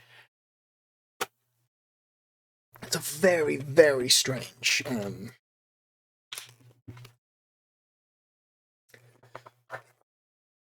The industry got really weird around the mid to late 90s.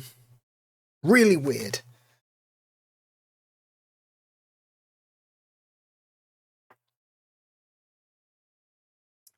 So let's get rid of the list, bring up the capture, and hit go.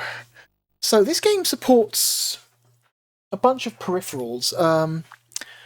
Depending on what game you play, this game can support either the mission stick or the mouse.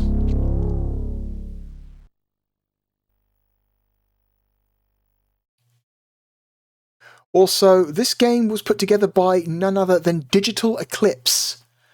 Yes, that Digital Eclipse. They've been doing this a really long time.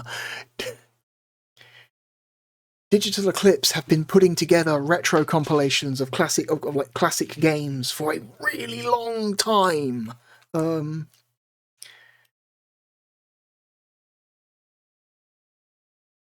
It's got some credits here.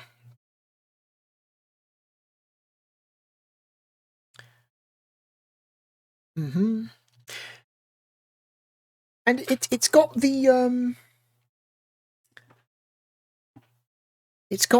Digital Eclipse, I don't know, feel of quality to it. You can tell the people who worked on this game cared about trying to make it as, good as possible. Because there's a bunch of videos and interviews on here. They put the credits up front on the title screen, which means that, the people who worked on this are very interested in making sure that the people who did this got their names out there. So they're obviously very proud of this. You wouldn't put your names front and center if you thought that your product was substandard in some way. This game contains Asteroids, Battlezone, Centipede, Missile Command, Super Breakout, and the original Tempest.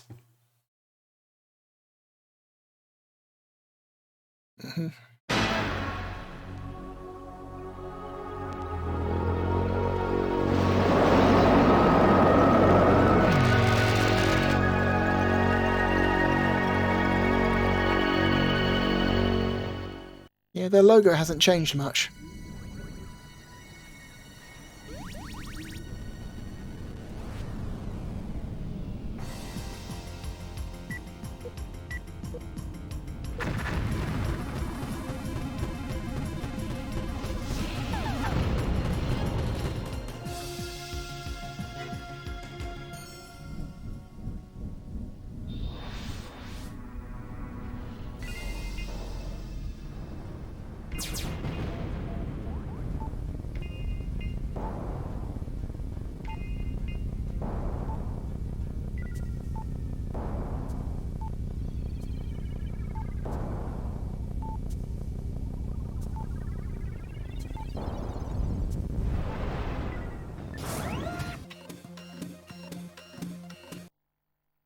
Okay. You got this weird, flashy menu here. This FMV front end menu where you can select a game, which is really, really crazy. I'm going to restart the scaler because there's a fat VSync line in the middle of the screen that's really distracting me. So if we give me just a couple seconds.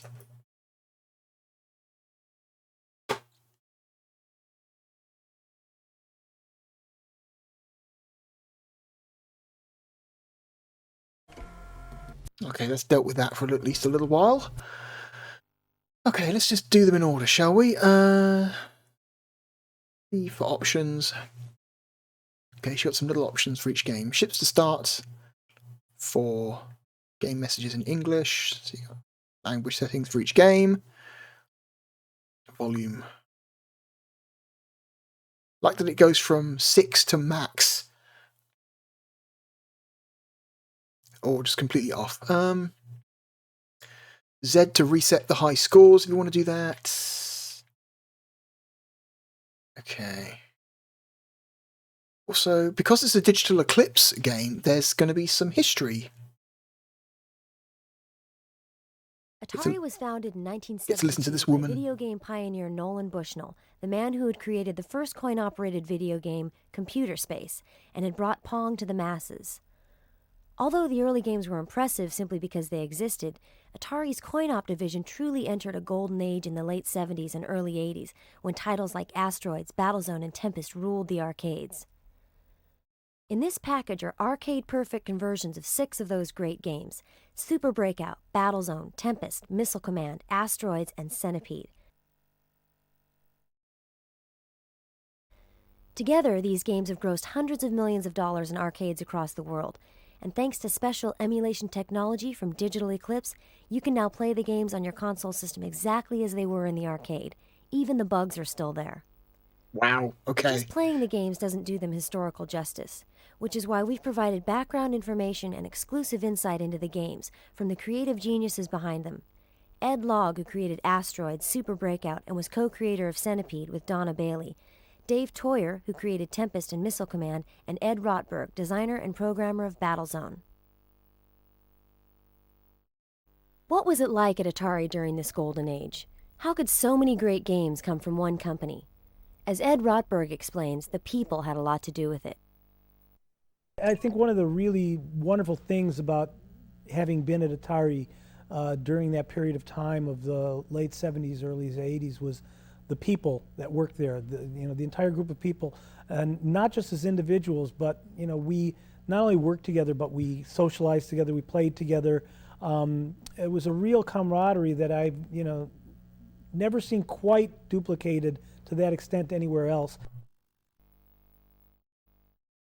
With such creative people around, Atari took an interesting tack towards game development. Once assigned, a project was under the direction of a single programmer, but game concepts were developed communally at off-site brainstorming sessions. Here's Ed Rotberg discussing the sessions. The brainstorming sessions really reflected a lot of the culture that went on at Atari at that time, and it was really nice. People were, encouraged to submit ideas and not be critical of other people's ideas, but to take them and run with them. Eventually, they became people became more and more prepared. They were less extemporaneous than they were in the early days, but it was really a hotbed of creativity. We had a number of extremely creative, as well as technically proficient people at Atari, and it was just a wonderful time to be around all that good energy and all of that creativity. Notice how they're not talking about the bad stuff. Of course, not all the creativity went towards finished products. Quite a bit was devoted to just having fun. Atari was an entertainment company, after all. Most of the jokes grew out of strange products, and often they came at the expense of an engineer's favorite target, the marketing department. Ed Logg explains how one aborted game concept, turtle races, that popped up at every session turned into a long-running prank. At one point, year after year, we've done the same thing at brainstorming sessions. Our VP of marketing got up and said, "Okay, guys, absolutely no more turtles. No more turtles. Absolutely no more turtles." And so later in the brainstorm, we had one of the waiters bring up a drink for him because he was thirsty. And we got one of these little wind-up turtles. We stuck it in the drink, and so it goes, we handed it up to him, and he just takes the glass, and there's splash, splash, splash. Everybody's breaking out and laughing. It Very didn't end funny. there. In addition to sending the marketing director turtle cards and turtle dolls, Ed Logg made a little change to the golden edition of Asteroids that sat in Atari's lobby. Turtleroids, that was another joke. So what I did was I took Asteroids, and I replaced the small and large saucers with turtles. And so, we had the golden edition out in the lobby of Atari. And so I went in and swapped the game proms, and they had these turtles floating around. And so one day he walked in, looked, and sure enough, there are turtles there. Funny. Still, once a game was decided on, the creators got to work hard. Because it's impossible to tell if concepts on paper will really work as games. The products often change dramatically between assignment and finished product, as Ed, Dave, and Ed discuss here. You start out with one idea in mind, and as you're playing it, you may find that people are creating their own game in the way that they play it, or there's one particular part of the game that's more fun than the rest of it. So the game kind of dictates where it should go, I mean, by people's response to it. And they change as they go. It's not like, well, we had this idea and we made it happen just like that. It doesn't happen that way very often. For example, Tempest started out as first-person Space Invaders, and I brought it up. We played it. We had a marketing review, and they said, "This is first-person Space Invaders, but it's not much fun.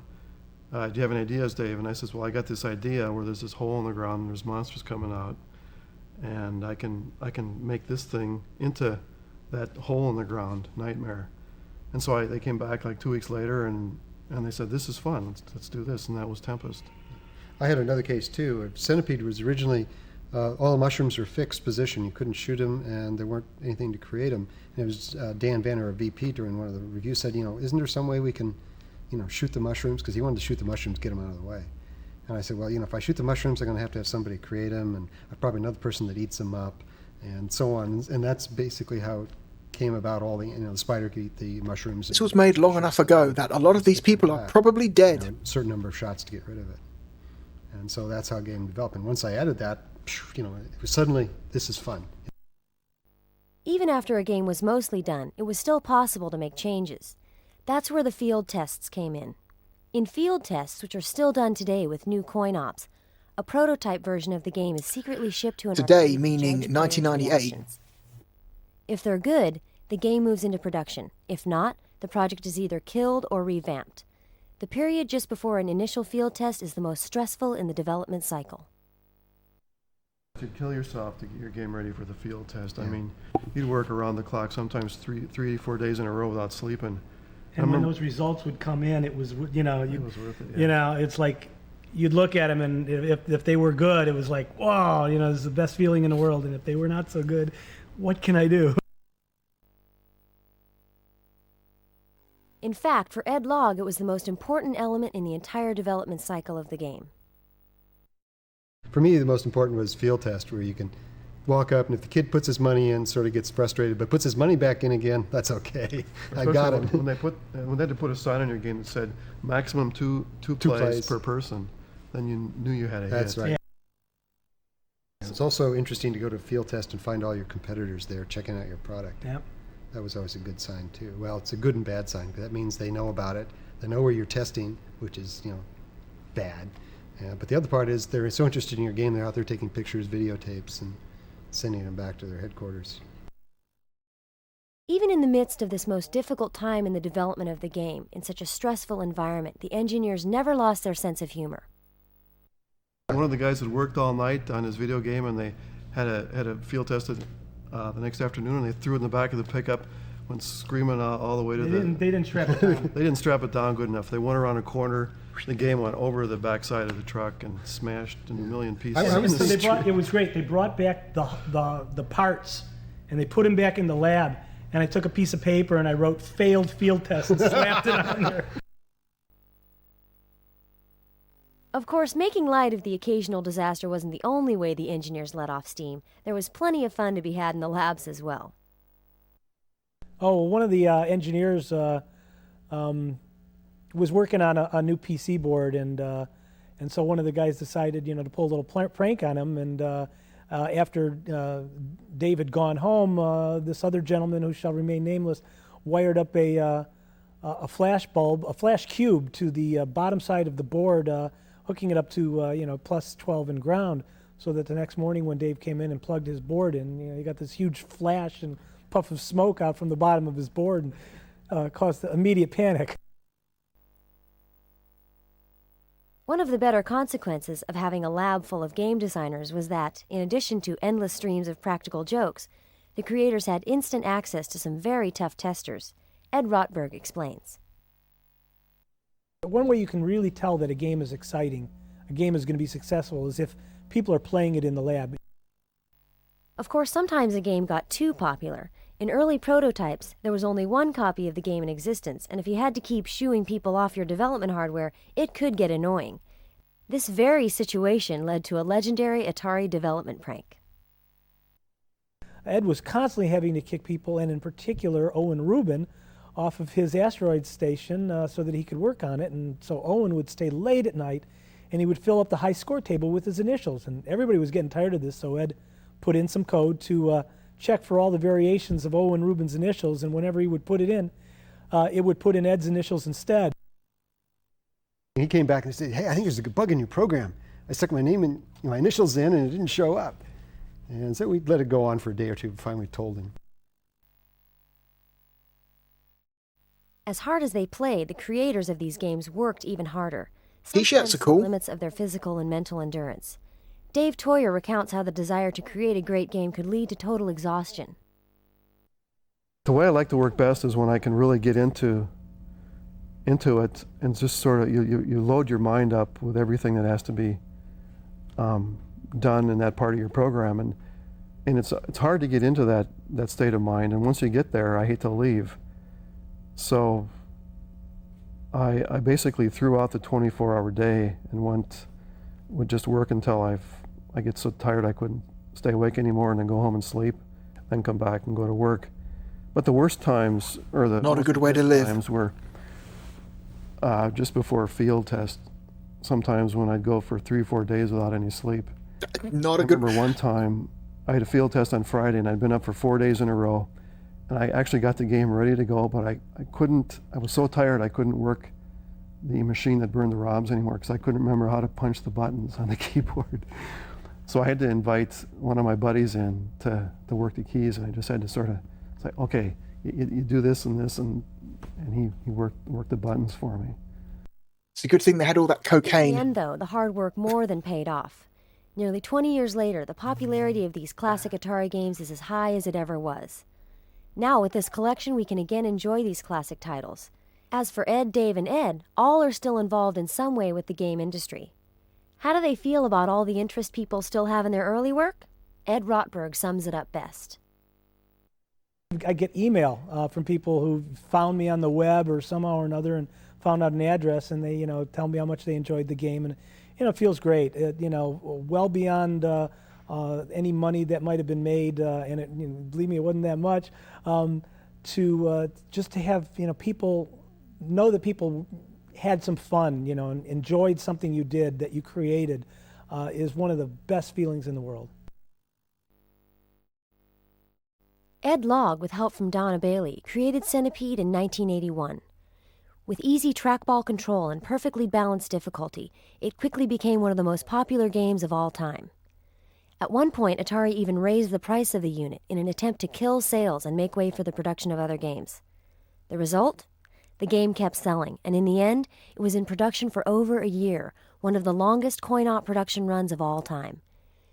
Here, Ed Logg relates the origin of the game and notes what he was, and more importantly, wasn't going for in terms of storyline. The original Centipede game. Are we going to watch all this? We might just watch all this. Bug shooter. And other than shooting bugs, that's really all I had in mind. I was not going to go through any elaborate... I'll put a chapter marker in the progress bar. If you want to skip all this, there'll be a chapter marker. Just check below. Princess back or anything. After a number of changes to the initial design, which didn't include the spider or allow you to shoot mushrooms, the game was finished, but not before Atari's legal department mandated one more change to the shooter at the bottom of the screen.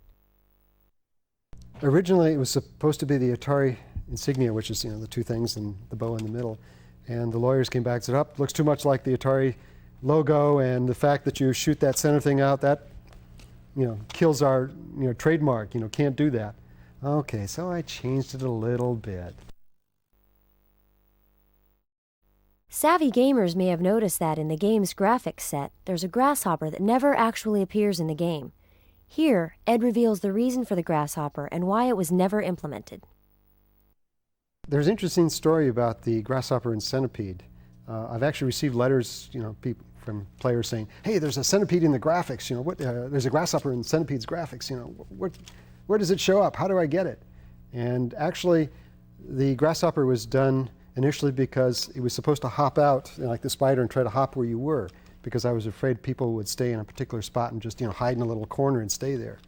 Well, it turns out with the spider's algorithm, there really is no safe spot, and you really do have to move around a lot. And so I never bothered to implement, or actually, I left out the grasshopper's algorithm, but I left the graphics in there, just for the purpose of entertaining somebody who's actually going out looking for something secret.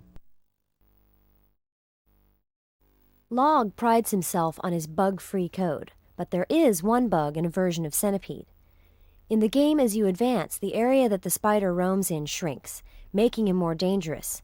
In the cocktail version of the game, though, the second player plays on a flipped screen, but the spider's area is not flipped, so as you advance, his roaming area actually moves to the top of the screen. Ed explains the consequences. Well, if you're the second player on the other side of the screen, because your screen is now upside down, instead of shrinking it this way, I shrank it this way, so his area got bigger. And of course, he was much easier to hunt. And there are several strategies in Centipede where you simply do nothing but hunt the spider. But the spider also takes care of mushrooms, and there was another strategy called blob strategy, that you try to keep a blob of mushrooms just above the area, and that destroyed that strategy completely. So it turned out to be an interesting feature, but it was certainly a bug that I was not aware of. Asteroids takes its controls, rotate, thrust, shoot, and hyperspace from the first video game ever, Steve Russell's Space War, which was created on a mainframe computer at the Massachusetts Institute of Technology. Unlike Space War, though, in Asteroids your main enemies are drifting rocks, not other ships, although the UFOs certainly add a high challenge level to the game. One of the most interesting elements of the game is that it runs on a vector, or XY monitor. Unlike a TV, which creates an image by drawing one horizontal line across the TV at a time, a vector monitor draws straight lines across the monitor from point to point. Ed Log explains why he chose a vector system for Asteroids. Well, the reason I wanted to work on a vector game is because you had much higher resolution. Asteroids had like 1024 by 768 resolution as compared to a TV screen, which is like 300 by 240, 320 by 240. It's very typical. So you get much better picture qualities. Normally you draw on raster, you get a nice little stair-stepping. When you do it on a vector, it looks like a nice, smooth, straight line. So it really made it very effective, especially when you're doing small little ships and shots and things like that. You wanted everything to be nice and smooth. That decision, though, led to a curious bug in the game that caused the screen to occasionally fade in and out when only a few items were present on screen. Here he explains how this is actually a problem with the hardware used by Atari in production versions of the game. All monitors have a problem with screen burn. You see a lot of, PCs now, they do basically screensavers. Well, in the old days, in Asteroids, we couldn't put a screensaver up there, although we did swap screens around a little bit. But what we did is we had a protection circuit. There's actually a second problem with an XY monitor I should bring up too, and that is if something should go wrong with the electronics on the board, the monitor's beam would just go down to a single point. And since all that energy is at a single point, it would burn a hole in the screen. So we had special circuitry on there that basically said if you're not drawing far enough apart, then turn off the beam. Well, it turns out that the copyright in the bottom and the score and a little bit of stuff at the top was just enough drawing so that it would not erase the screen. And so we found that wasn't quite the case, but there were some monitors that were not quite up to spec with others. And if you had like one rock and the asteroid was, or your spaceship was in the middle of the screen, it would sort of fade away to black. And as everything moved away, it would come back to bright again. Weird. Probably the most popular strategy in Asteroids is to destroy all but one asteroid, then wait and simply shoot UFOs. This is known as the lurk strategy. Unfortunately, if you get too good at this strategy, building up more than 200 plus ships, you reset the machine. Ed explains why. I actually tried the lurk strategy, getting down to a couple rocks and then trying to shoot the guys, but I just couldn't do it. And I said, nah, nobody else can do it. and just left it the way it was, and it turned out that, of course, people could master it. In fact, they got to the point where they could master it so well that they could build up hundreds of lives. But, and this is not a bug. The hardware has a protection in it that you don't come back to it every so often. It's called a watchdog reset, and it resets the board, starts all over from scratch.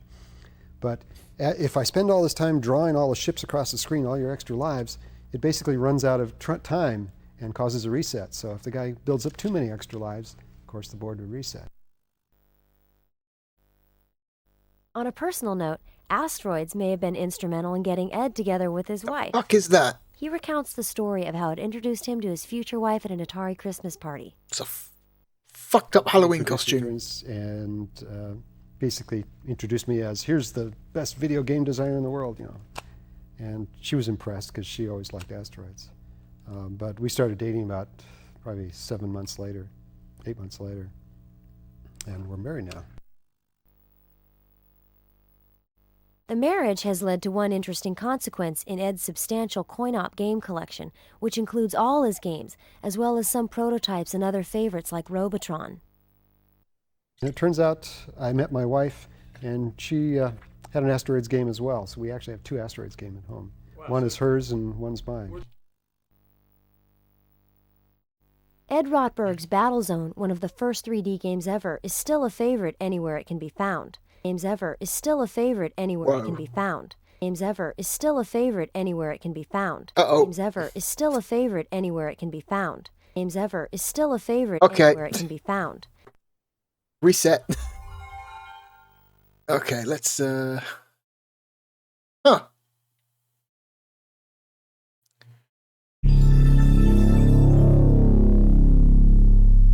let's restart.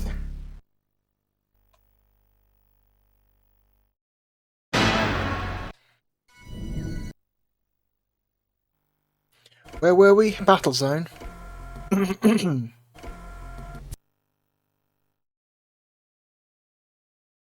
Atari was founded in 1972 hang on. by... Skip. What was it like at... Index. Here we go. Battlezone. Here we go. Got one. Ed Rotberg's Battlezone, one of the first 3D games ever, is still a favorite anywhere it can be found. It's also spawned more rumors than almost any other coin-op of the era, since a special version of the game was allegedly created for the military to train tank drivers. Like many of Atari's great games, it was first conceived at an off-site brainstorming session. Battlezone actually came about through the brainstorming sessions that we had off-site during that time. Howard Delman had developed a pretty powerful vector generator to do vector-based graphics, and one of the thrusts for that brainstorming session was to do a first-person 3D or multiple first-person 3D-based games, and Battlezone was one of the concepts that came out of that brainstorming session. Okay.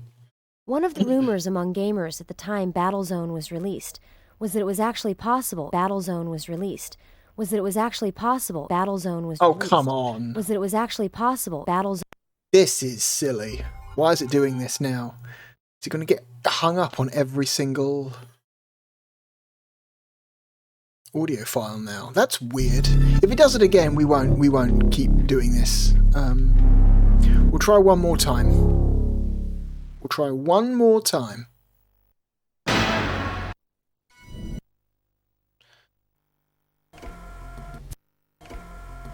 on. History. Index. The volcano. One of the rumors among gamers at the time Battlezone was released was that it was actually possible Battlezone was released. Was that it was actually possible Battlezone was released. Was that it was actually possible Battlezone was... Wow, okay, so there might actually just be a bug. There might actually just be a bug in this version of the game that means it gets caught up at that specific point. That's,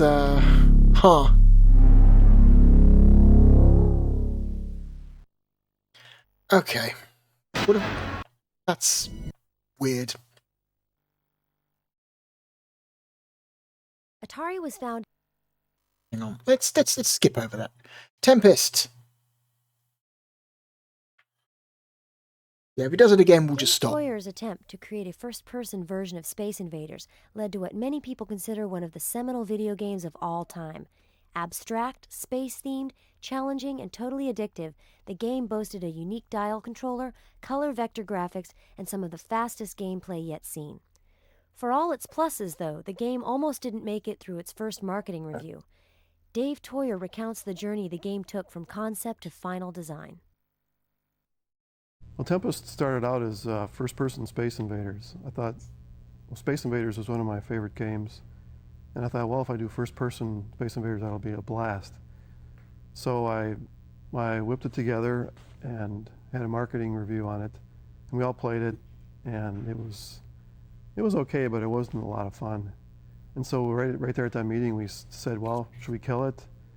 And I says, well, I've got this other idea that's sort of related. I said, I got this nightmare about this hole in the ground, and there's these monsters from the center of the earth that are trying to get out of the hole, and you have to smash them before they get out of the hole and kill you. Did you tell your therapist about this? Sounds good. Let's try it out. So I basically just took first-person Space Invaders and wrapped the surface into a circle, into a tunnel, and had the monsters coming down the tunnel at you, like coming out of a hole in the ground. And you tried to kill them before they got out. And we had another marketing review on it, and people loved it. And people would come in the lab and play it all the time, and I'd have to shoo them off the machine to work on it. And I knew when that was happening that I had a good thing going. Okay. Still, there were some problems with the game. Notably, that people were getting sick when they played it. A final tweak solved that problem. What? Well, at first, I had the levels rotating. So you would turn the knob, and the cylinder would rotate with all the creatures on the cylinder rotating with the cylinder, and it was making people nauseous, which is not a good thing. So we figured, well, what else can we do? We'll just leave the surface stationary and move the objects around on the surface, and that worked just fine.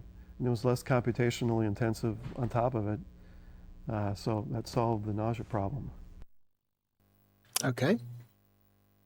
Although most players think the game occurs in outer space, Toyer has always felt that the enemies were moving up a hole in the ground, this coming from an experience in his childhood which greatly shaped his design of the game. Where exactly did the idea for the game come from? Dave explains. Well, it was very simple. I mean, ever since I was a kid, I had these not all the time, but I had a few nightmares about a hole in the earth, and there's these monsters that live inside the earth, and they would come out of the hole, and you had to kill them before they got out, and that's the story. Again, maybe you should tell your therapist. It's great that Tempest appears on this collection because due to maintenance problems, very few machines are left in arcades. One incident in particular stands out in Dave's mind as indicative of the hardware problems Tempest had. Tempest hardware has always been a problem. They never really got it working for long periods of time without problems. I remember one time in the lab, my monitor stopped working, and we looked up under the monitor, under the circuit board, and it had gotten so hot and the board was upside down that all, like 4 or 5 of the components had actually desoldered themselves and had fallen out onto the top of the lab. On the other hand, the software was free of bugs in the later versions. The first version of the ROMs actually did contain one slight inadvertent error, an error that could give clever players $10 in free credits. There was only one bug in Tempest, and it wasn't actually it was a bug. We designed security into all the games to prevent the foreign companies from ripping them off. There was garage operations in the Far East where they would take our games and remove all the Atari copyrights and logos and put their own stuff in and then sell them as their own games. So I had protection in Tempest that checked to make sure Atari was on the screen in certain positions. Well, right before I shipped Tempest, I tweaked some of the positions on the screens to make sure that everything was perfectly symmetrical.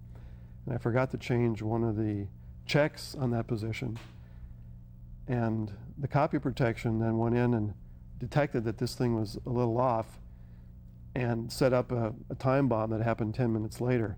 Well, and this only happened if your score was between 170,000 and like 190,000. So after it was out in the field for a couple of weeks, we started getting reports that people were getting 40 free credits. And I kept saying, no, it's a hardware problem or something.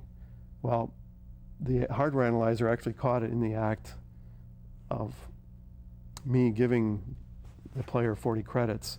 And it turns out that I was using the tens digit as the location in RAM at which to store a 40 if the Atari wasn't on the screen in the right position.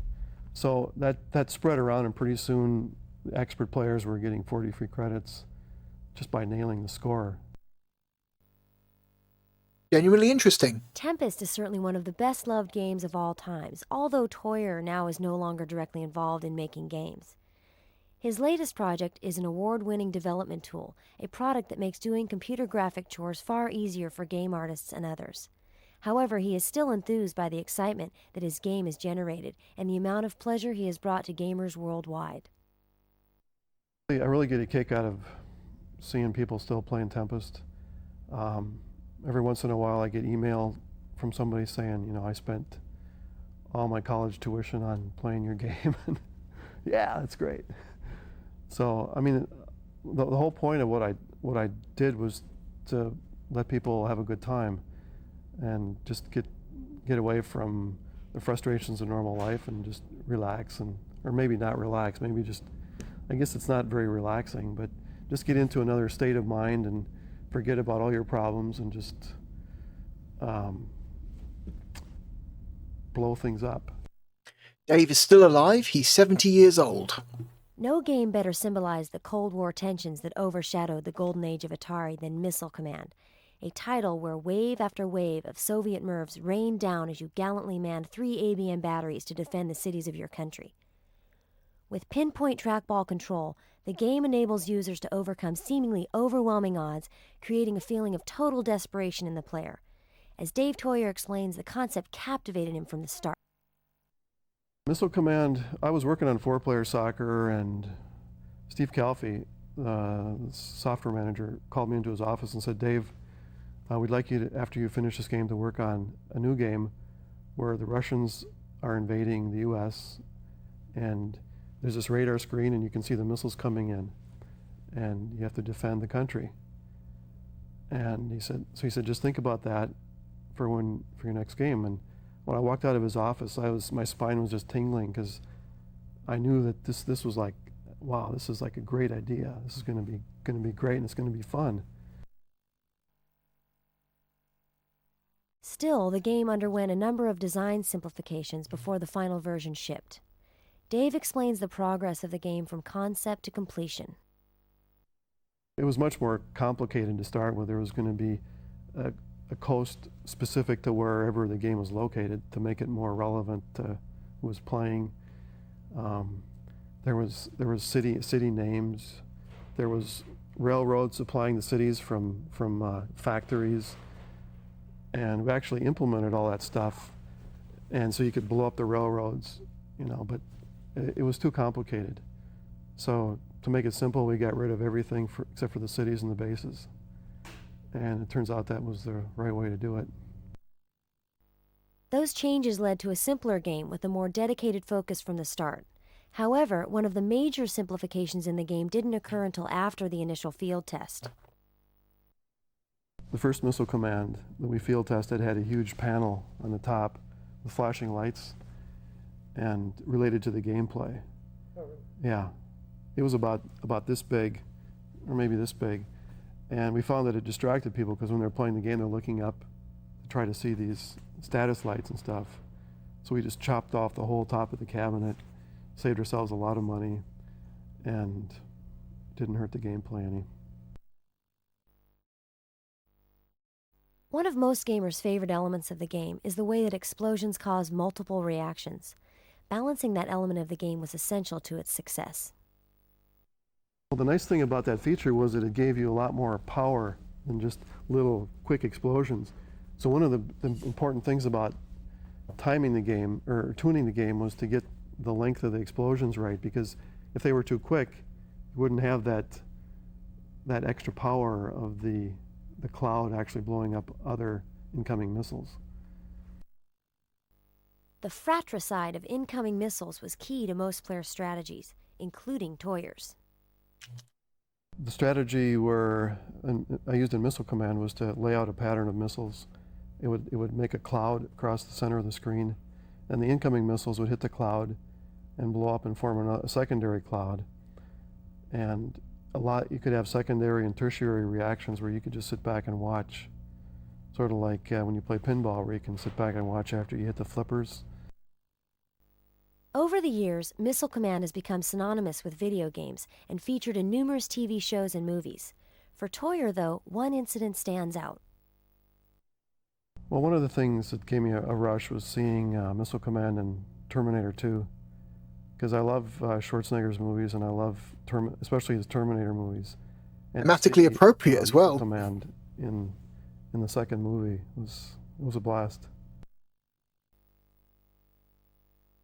Despite the fact that it was just a game, Missile Command dealt with some serious issues. In the geopolitical climate in which it was conceived, the threat of nuclear war seemed very real to most Americans, and it was hammered home especially hard to Toyer. Here he recounts some of what he went through when developing the game. Well, Missile Command to me was a lot of fun, but it was also a serious matter. And when Atari asked me to do the game, one of the things I said was, this is going to be a totally defensive game. It's not going to be an offensive game. I refused to do something where I had sent off missiles to attack the USSR. So they said, fine. So it's a totally defensive game, and to me then it's moral. You're defending your country against attack. But the thought of what actually happens when there's a nuclear attack is terrifying. And working on the game for 6 months, I internalized a lot of the stuff. So I'd have nightmares about nuclear attacks. In my dream, I'd see a white streak going across the sky, just like in Missile Command. And I'd be up hiking in the mountains, and I'd see it hit in the valley, like in Sunnyvale. And I'd see the explosion, and I'd know that the blast was going to hit me in like 15 seconds. And I'd wake up in a cold sweat. And this happened quite frequently when I was doing the game, and then it tapered off after the game, but still, I had them for a couple of years afterwards, maybe one every 2-3 months. So it was a sobering experience. This guy had a lot of nightmares. Although you were defending cities from attack, the game always ended in defeat. Dave Toyer never considered putting in an ending. Well, that was the whole point of the game, was to show that if there was ever a nuclear war, that you would never win. So that's why there's no end. Fucking dark, man. For an extremely small number of hardcore players, Missile Command did have an end condition, although you needed to exploit one of the game's only bugs to attain it.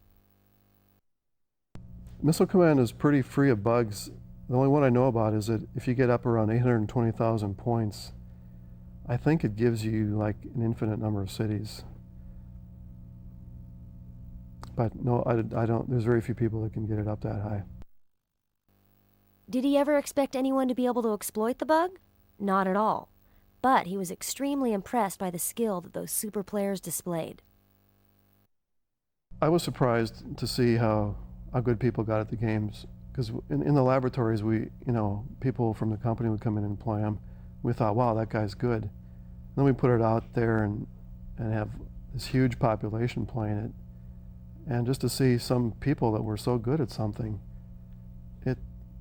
it was like watching the Olympics. Now you know the story behind the games. Go play. Okay, that's all of it. That's all of the history stuff in this. Some of that stuff is genuinely interesting. I really appreciate it when they leave all like the weird, the esoteric, bug talk and, talking about different weird bugs and flaws and specific things that happened during development and stuff. Okay, it just seems to have decided we're going to play Missile Command now. Okay.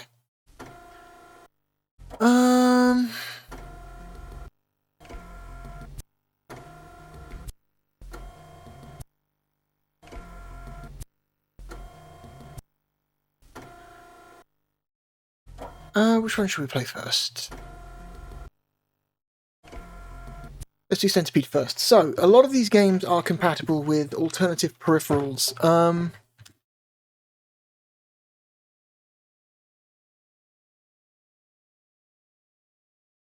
Like the mouse and the mission stick. So, if I plug in... I don't know if the mouse is going to be compatible on the menu.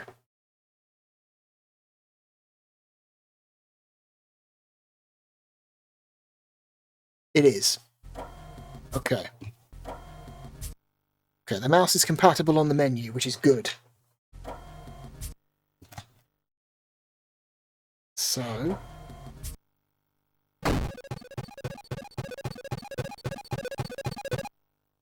That's horrifying.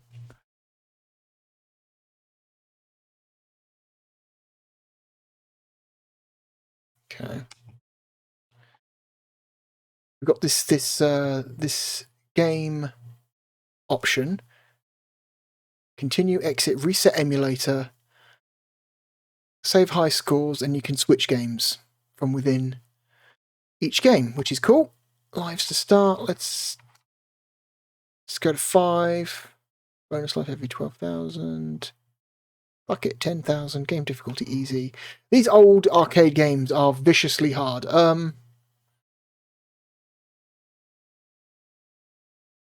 So let's set it to easy. Reset emulator with new options. Yes.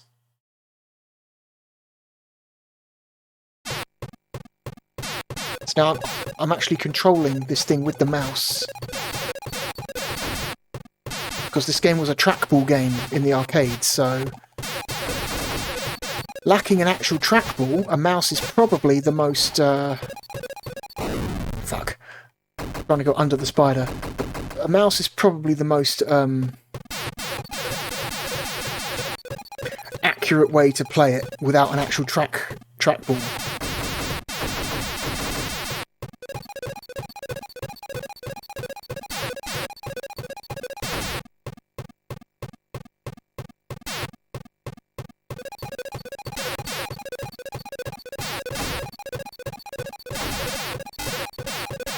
Oh god.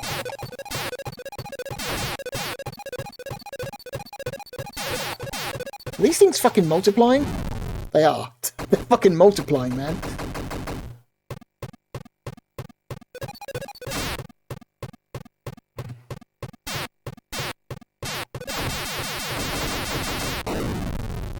Ah.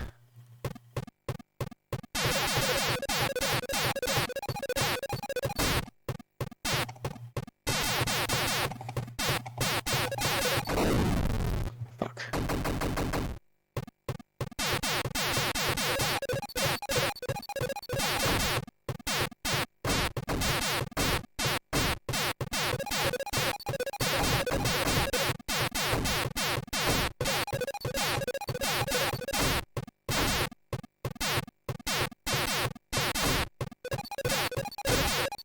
Got it.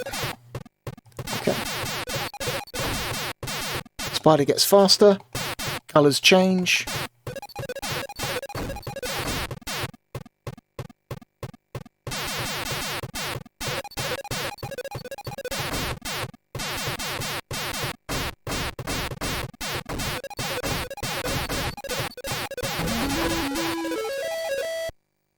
Jesus. What the fuck is that?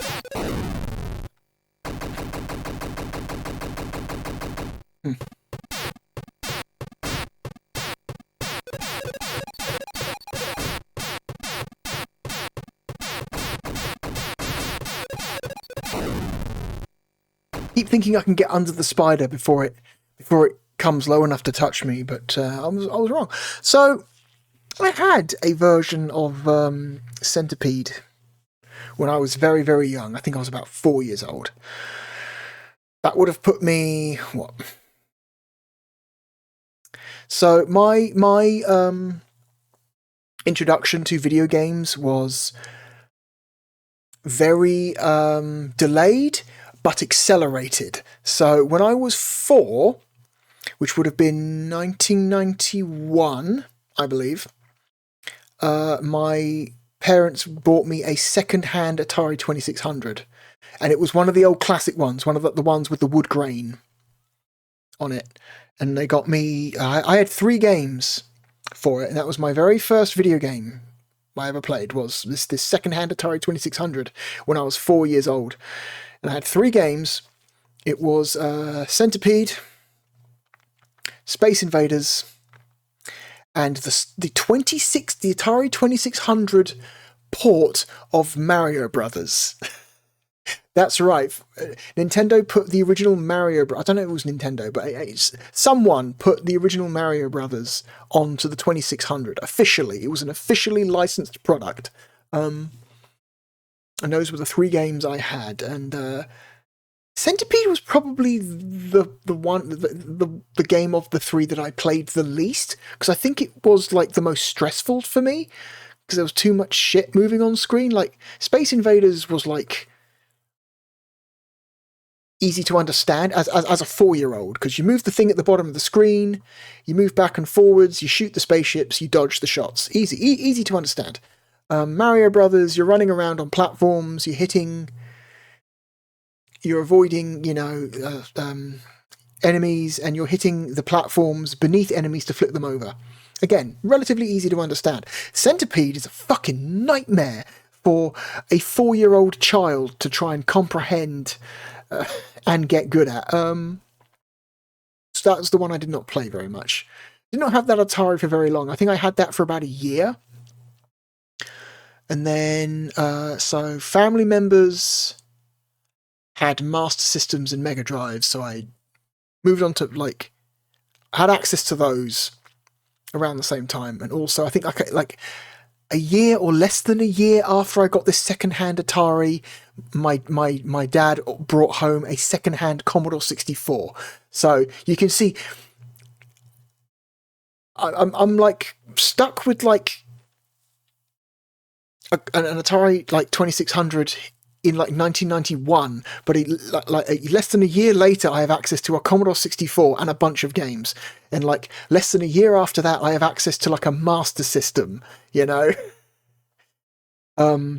a Mega Drive, and then I think not that much longer, like 1993 or 4, I think my mother bought me a Game Gear.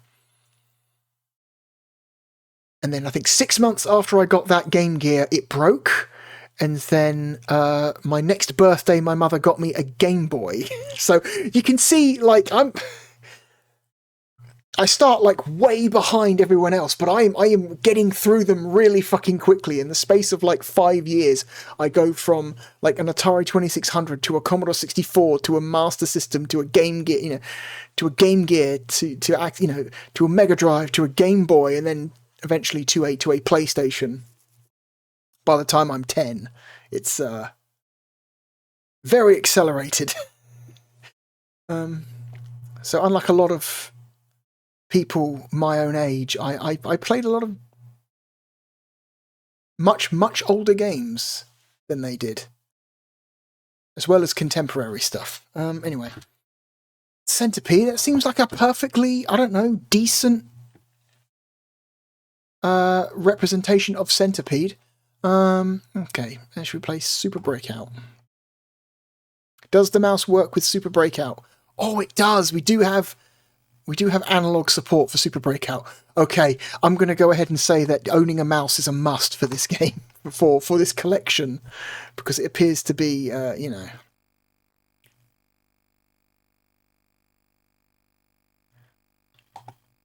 some of these games are probably a lot easier to play. Oh, we can switch levels with the C button.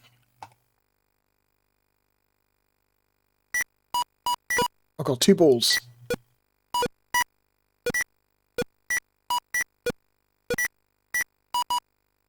Again, Super Breakout, I believe, was a trackball game, so a mouse is probably a lot more accurate accurate to the original experience than a D-pad would be. Oh, fuck.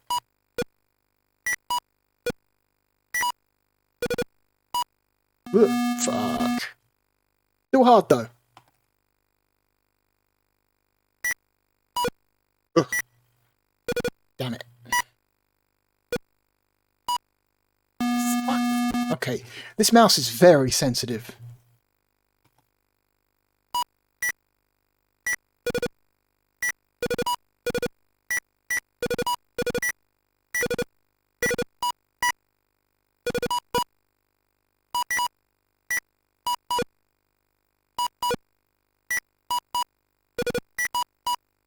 Ugh.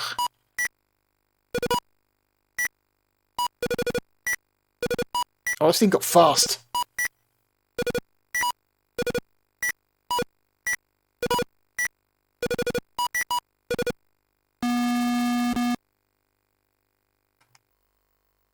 What kind of options do we have? 3 balls, 5 balls, 5 balls.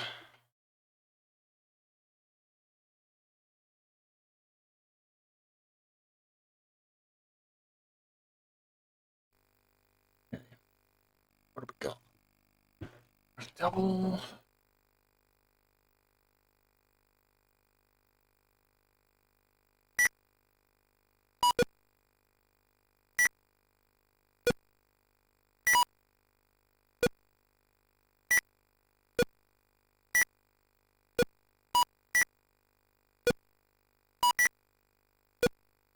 Okay. Oof.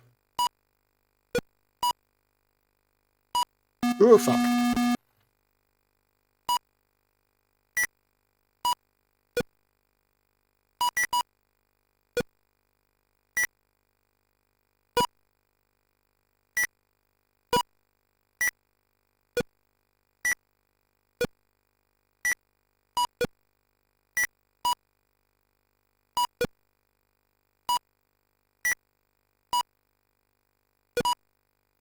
Oh, come on. I hate these weird acute angles.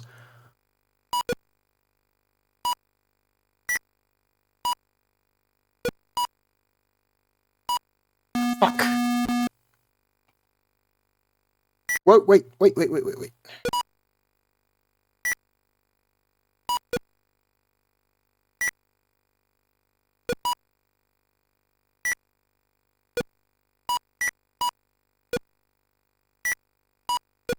We break out one of these other balls.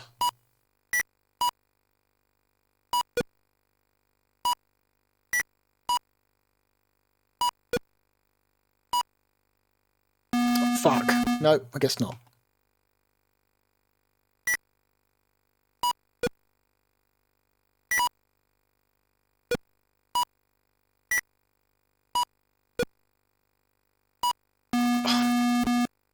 Just not very good at guessing bounce angles.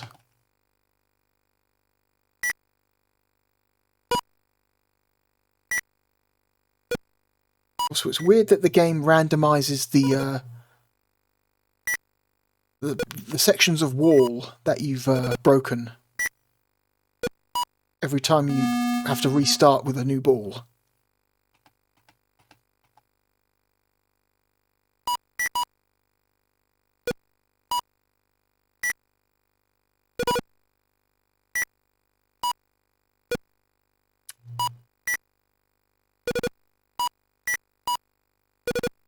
Come on now.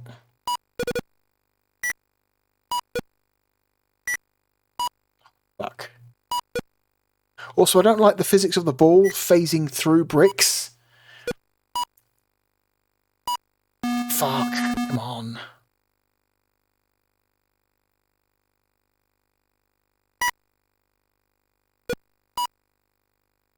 Like, the ball is programmed to only allow one brick to break. It can't bounce from brick to brick. This is why Alleyway for the Game Boy is the best Breakout clone. Okay, here we go. Yes. Oh, but crap. They're both really acute angles. Ugh. Shit. That didn't last long, and now it's gone fast.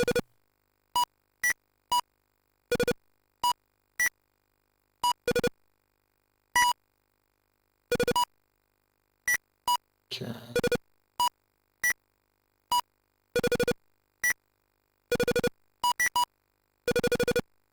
Ah. God. Shit.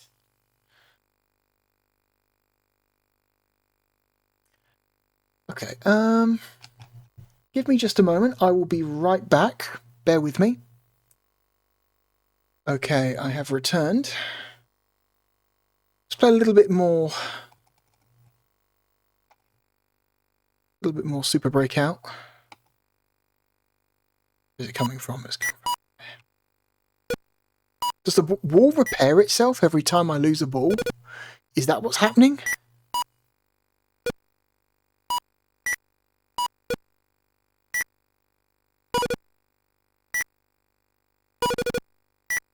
Oh god.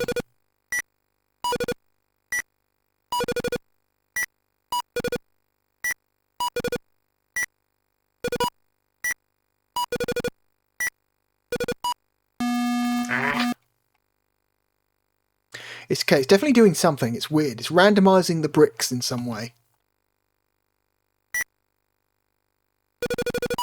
Fucking hell. That accelerated quickly. Oh, here we go. Hell yeah. Yeah! Fuck yeah.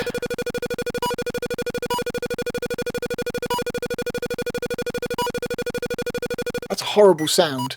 Also, my paddle got really small. What happened?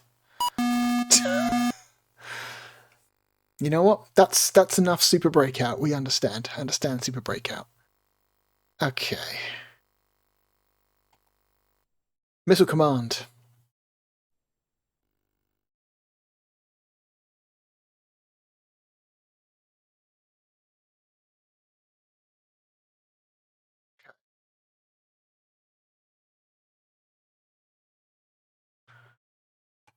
What kind of options do we have in Missile Command? How many cities? We have 7 cities? Holy shit. Let's go. Let's stick with default. Default messages for now.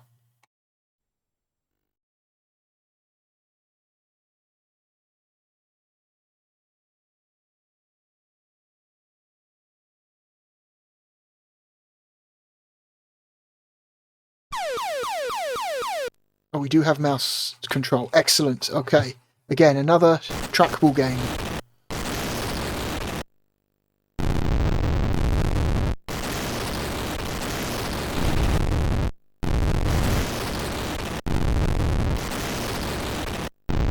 Trick to Missile Command is trying to guess.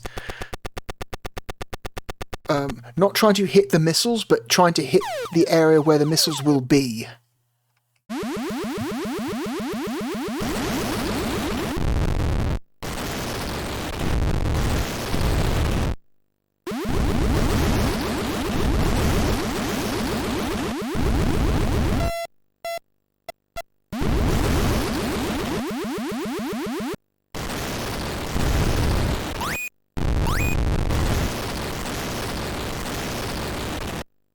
God. Okay. You have separate missile bases. You have a left missile base, a right missile base, and a middle missile base. And I'm guessing the 3 buttons on the mouse control different missile bases.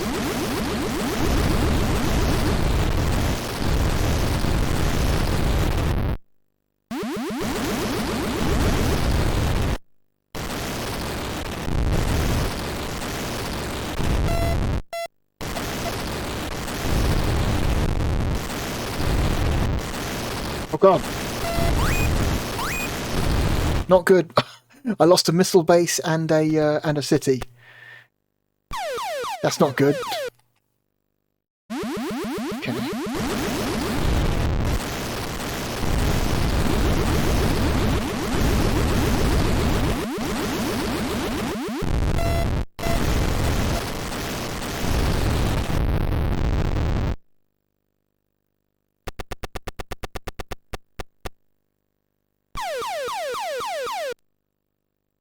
Okay, here we go.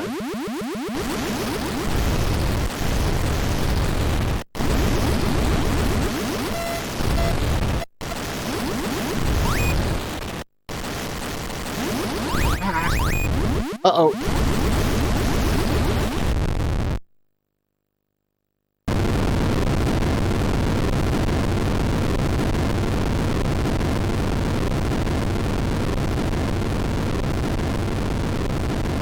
Sick.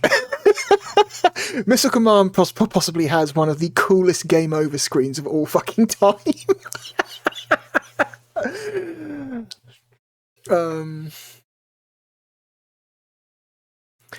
Yeah, Missile Command is legitimately fucking sick. Cool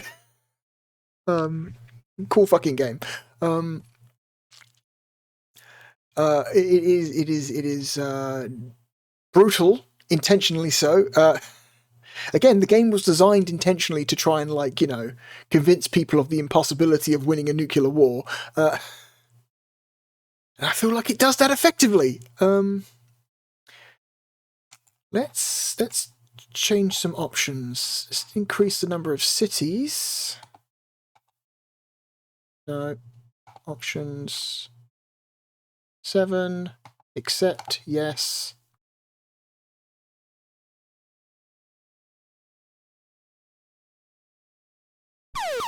Okay. Here we go.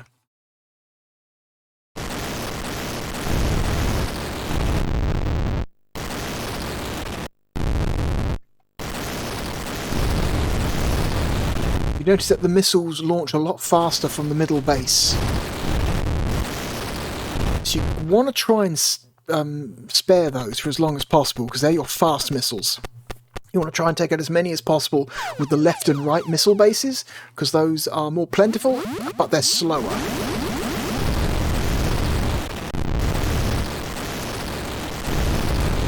You should try and use your middle missile base ammo as an emergency.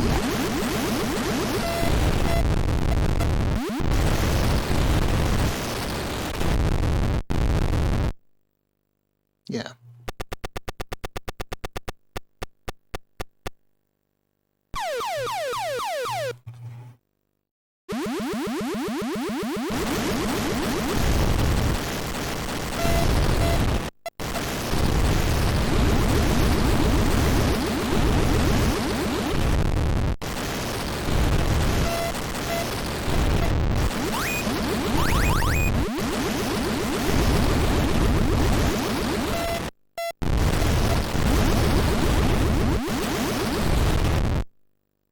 Yep.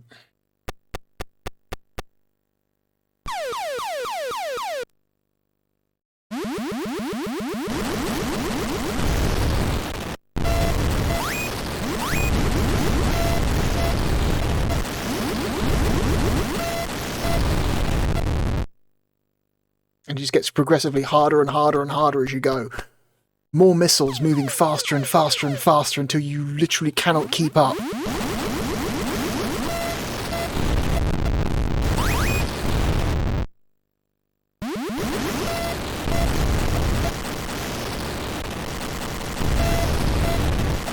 Uh-oh.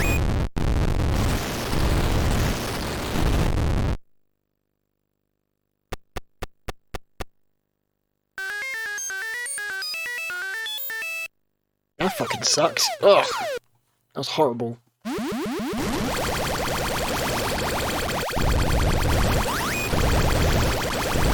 Uh-oh. I'm out. Completely out.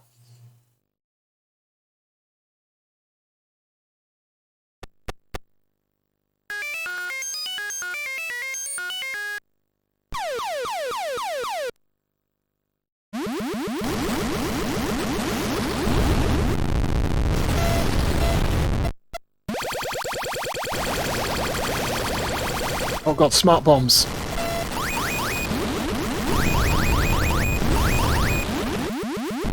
I've got nothing left.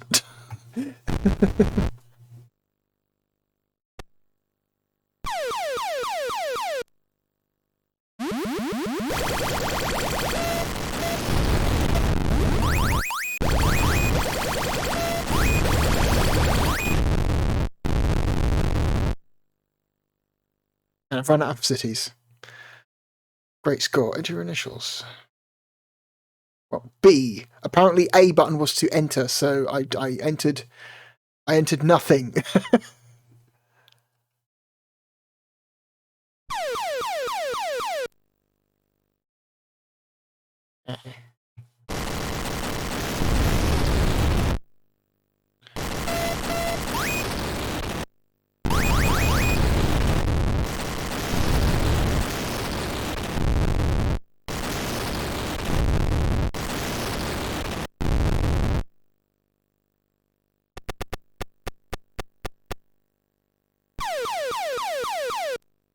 Kind of just want to intentionally lose so I can see that cool end of game game over screen again.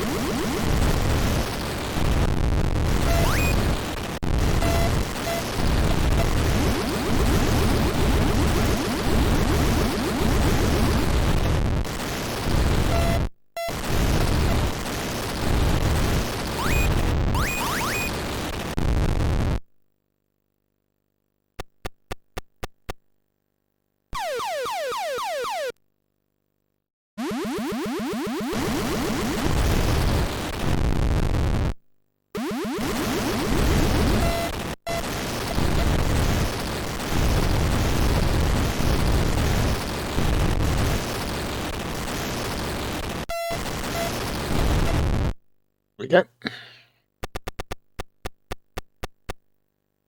I'm just going to lose. I'm just going to lose.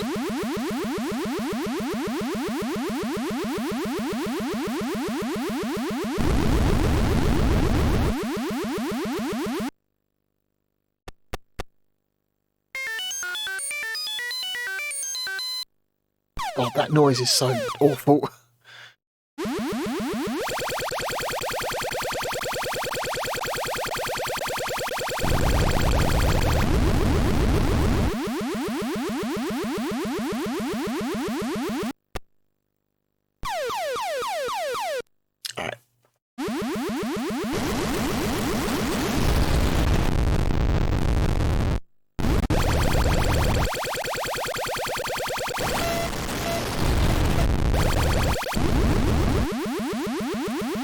There we go. I get to see this cool game over screen. Oh, man. Oh, come on. I just want to lose. Come on. Okay, I'm just going to let it... I'm going to let it die. I'm going to let it die. Let it die. Come on. Let it die. The slowest missiles ever.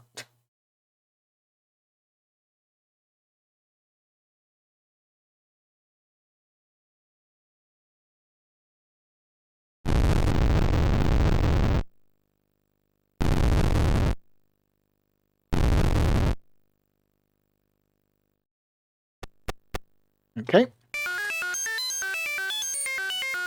God.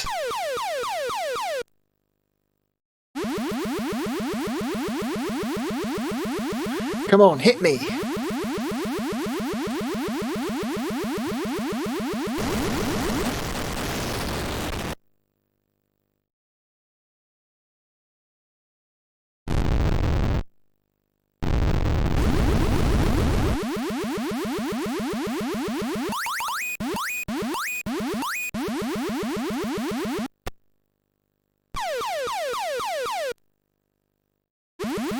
Come on, let it end.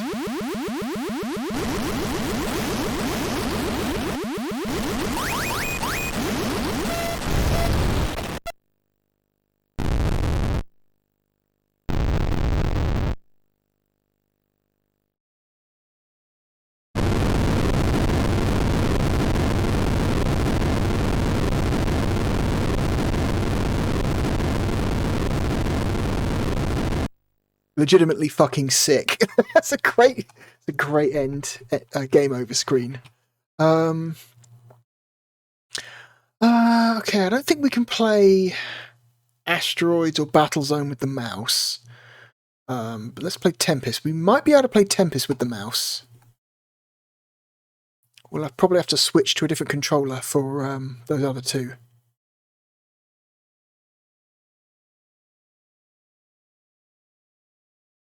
Okay. Is there an attract?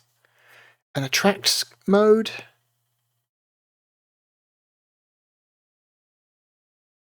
No? Okay.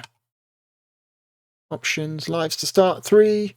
Game difficulty medium. Medium. Minimum rating range. What? Minimum rating range. Demonstration mode on. Accept yes. Yeah, so this is original Tempest. It's no Tempest 2000, but it's it's all still pretty good.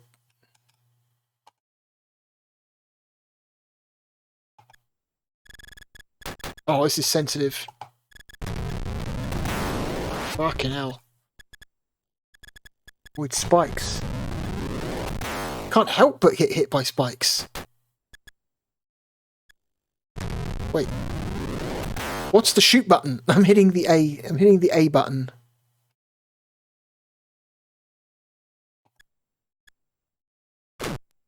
Okay, it's B.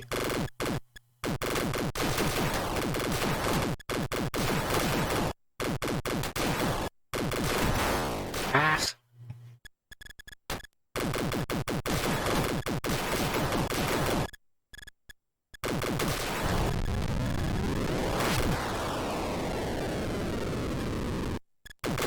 Super Zapper Recharge.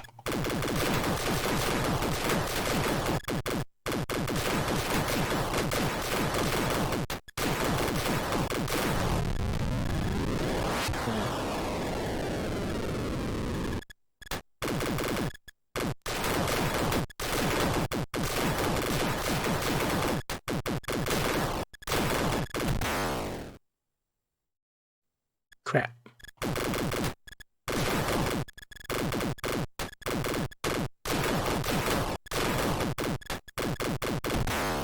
Shit. See, basically, they reach the top of the pit. It's game over. Okay, let's go to options. Change the difficulty to easy.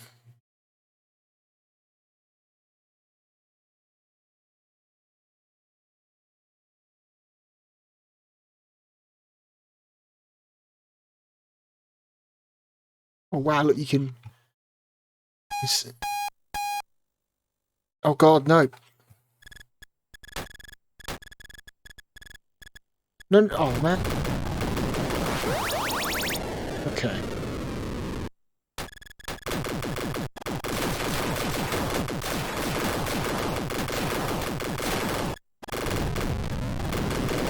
Okay.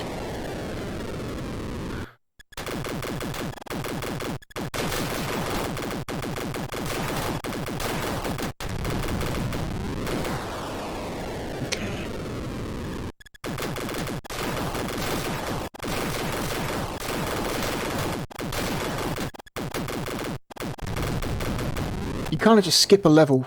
You can skip the level with the A button. Maybe it's got something to do with the demonstration mode. Lets you do that. Kind of like a cheat mode. But you shouldn't actually be able to do this.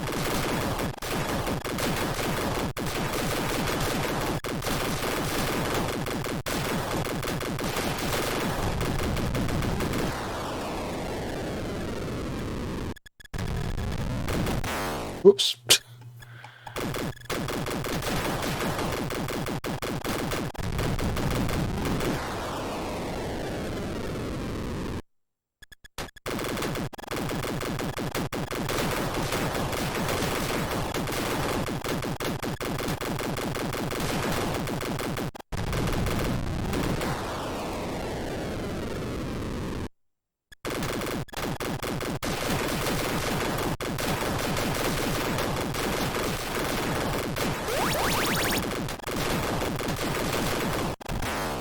Ah.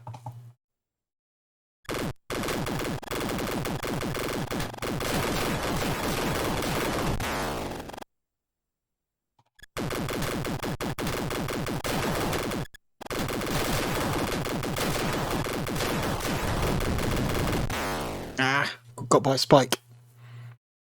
Yeah, Tempest is hard. Tempest is original Tempest is really fucking hard. Original Tempest gives no fucks. Even set to easy, this game will kick your ass.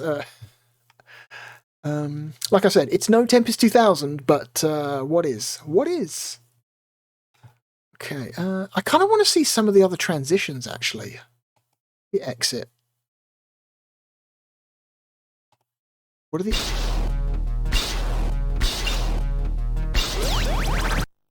Okay, that's kind of cool. That's kind of cool.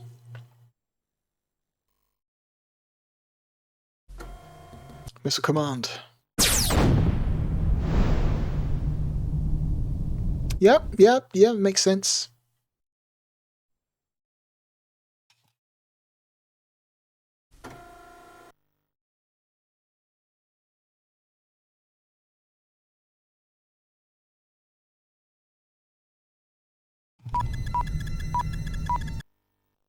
Okay. For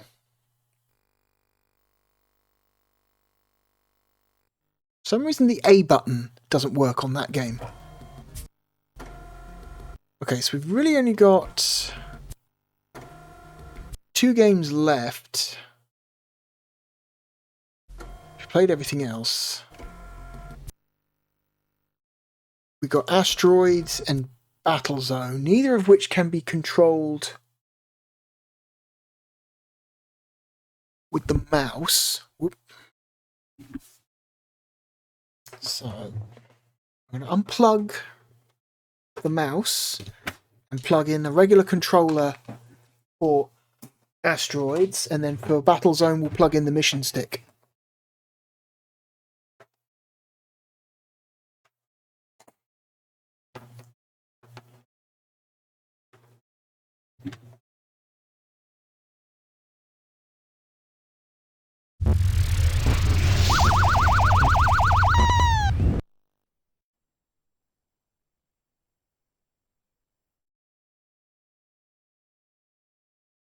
This game, hang on.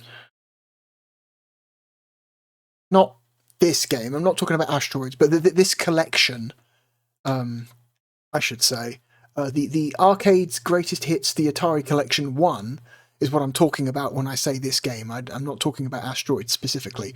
But this retro collection put out by Digital Eclipse is the final game released in Europe that has any mission stick support.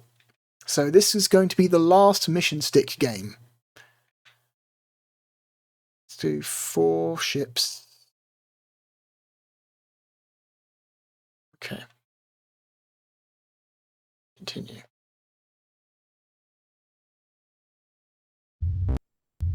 Okay, A is accelerate, B is shoot.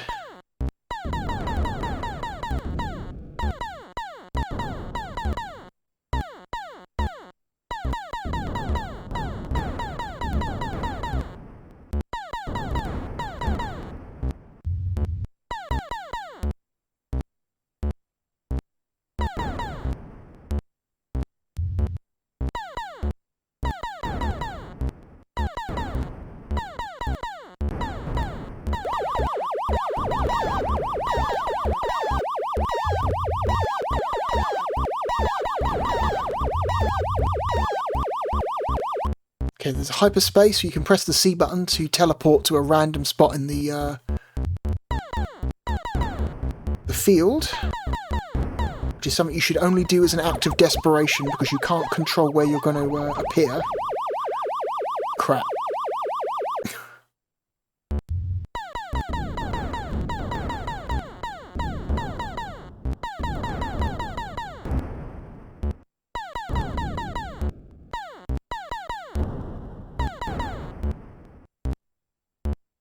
Oh god.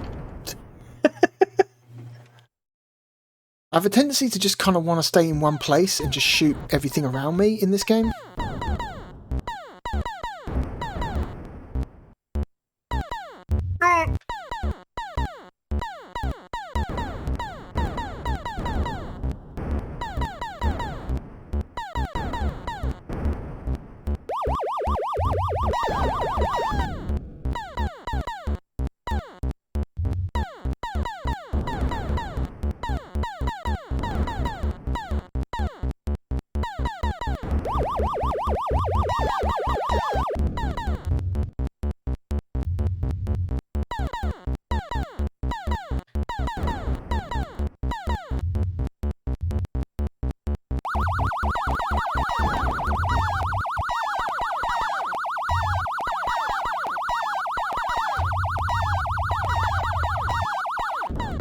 Oh, fuck!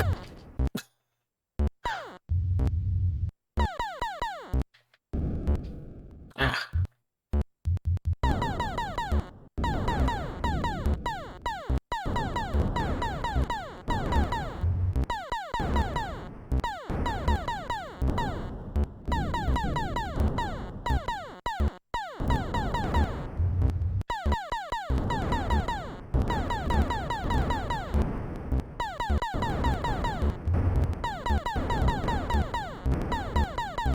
Oh god.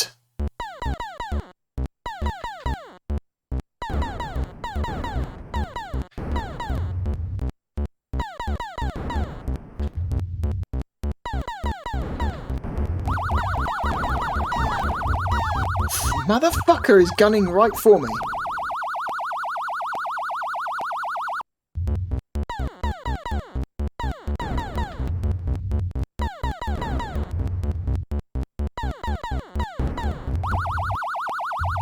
This is one-on-one fight with a tiny little UFO.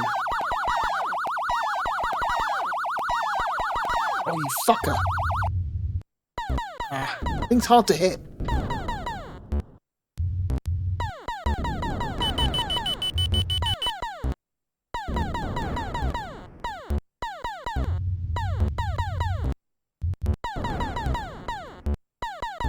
Oh god. Okay. That's enough asteroids. Let's move on to the final game, Battle Zone.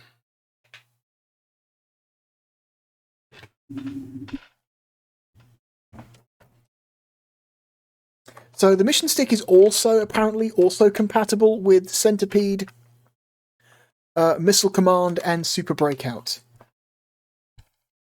If you wish to use the mission stick for those games, but I would recommend that the mouse is a much better option for those games.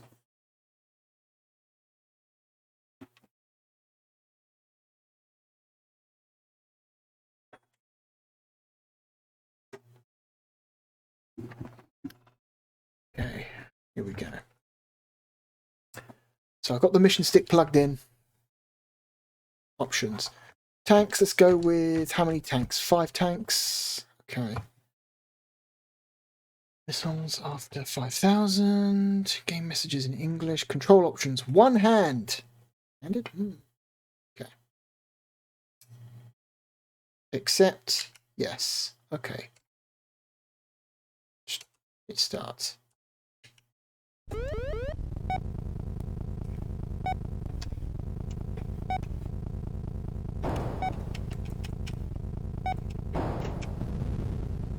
Okay. Oop.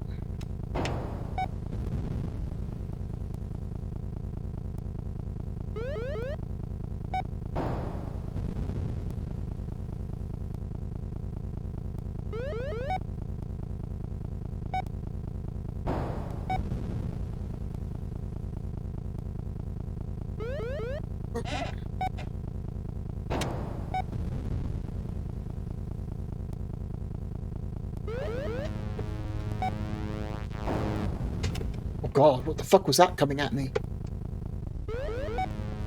Where? Where? There's something behind me.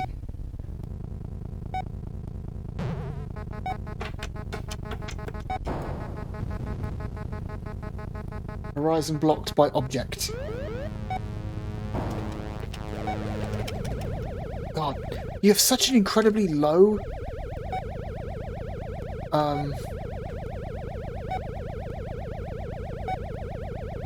low fire rate in this game.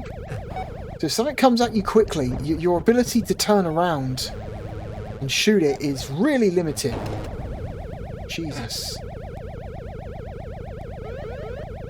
Again, it's behind you, enemy to left. Yeah, I need to fucking turn around. Good luck with that.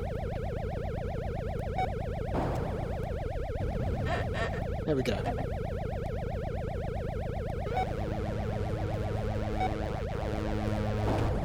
This thing comes at you fast, man. That's fucked up. Enemy to left. And it hit me. It shot me. Is that volcano?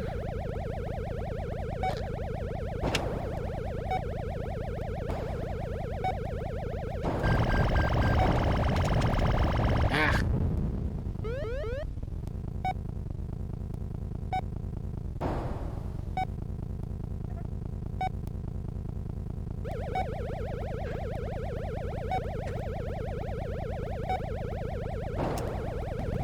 Okay.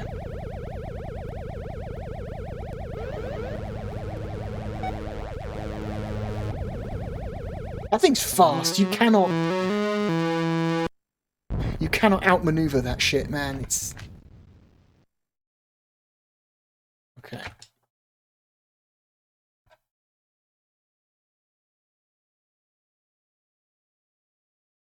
Change letter with right hand controller, select letter with fire button.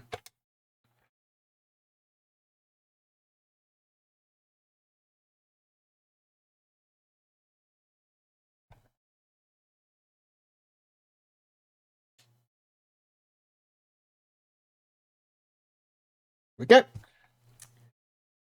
Yeah. You know what? This collection is interesting. It's really interesting that even back, you know, in the mid-90s, Digital Eclipse were trying to do the best they possibly could to represent games like this as well as possible, despite very much like, you know, this is, how do I put this? These are not useful anymore.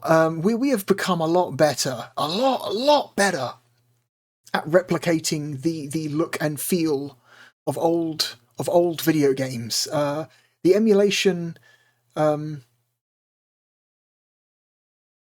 the power of emulation has come leaps and strides since then. You know, we've got stuff like the Mister now. You know, we've got MAME. MAME is an incredible resource, an incredibly like useful like resource when it comes to playing like old arcade games and stuff. You know, we've got FPGAs really help with the act of like replicating old hardware for use of playing old video games. That stuff has come such a long way in the last 25 years, you know, massive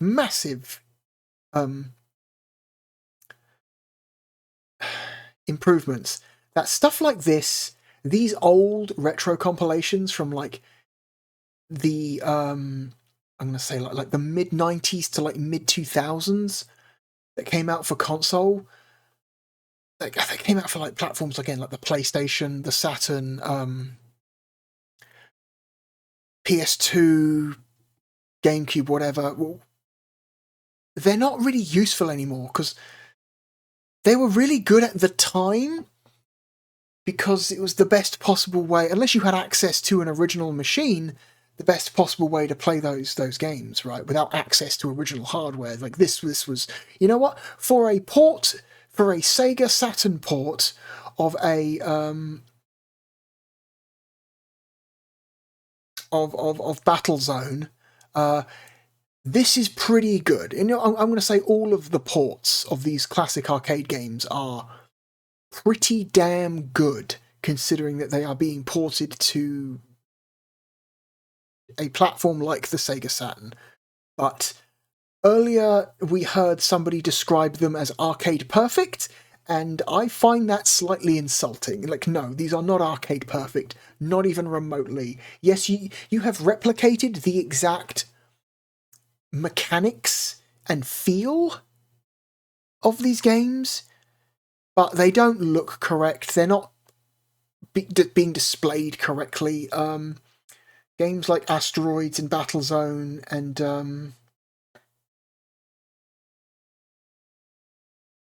I think it's just Asteroids and Battlezone aren't being like displayed on the correct type of monitor. The fact that you're using pixels at all to render them makes them not arcade perfect. But that's, you know, that's fine. It's fine. It's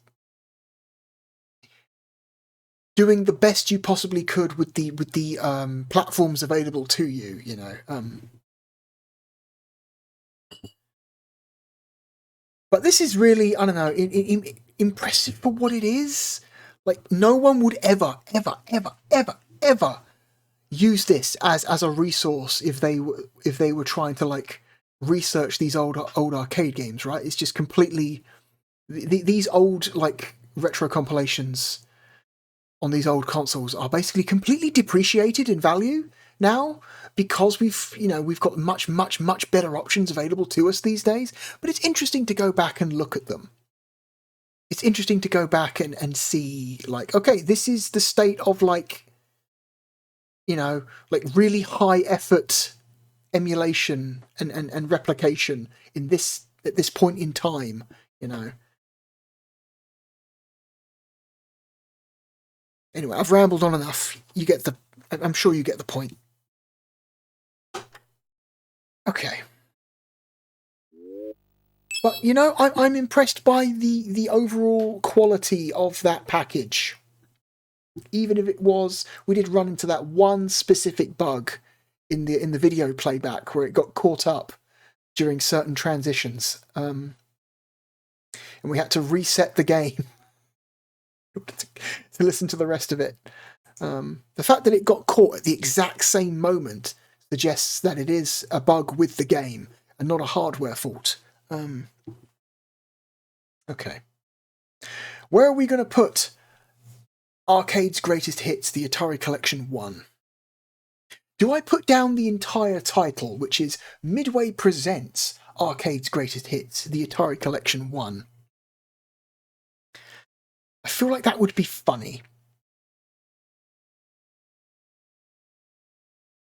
We're doing that. We're putting down the entire title as it is read on the front of the box. Okay.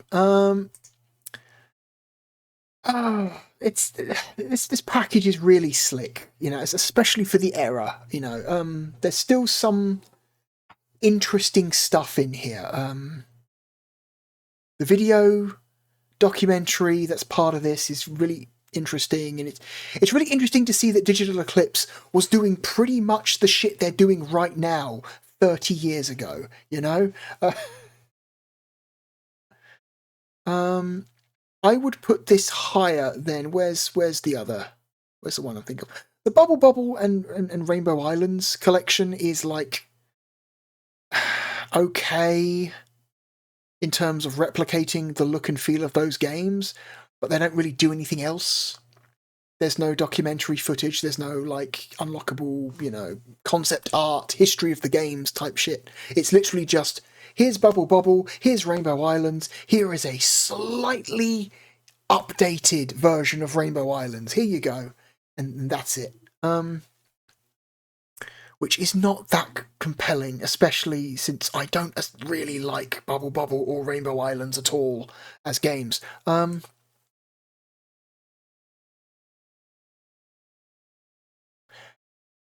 But this Atari collection is like such a much better job that's been done with this. Like the package is good.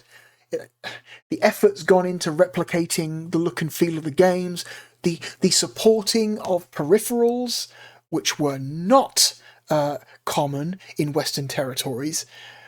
Barely anyone owned a Saturn mouse, and a tiny fraction of those, a tiny fraction of that number even considered buying a mission stick. So the fact that this game, they went out of their way to support peripherals that would, give a more authentic feel of the games is really cool,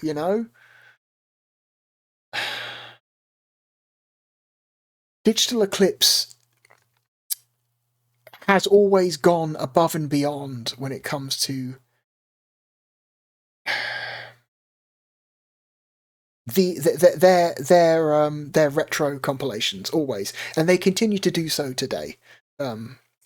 Very, very, very high quality package.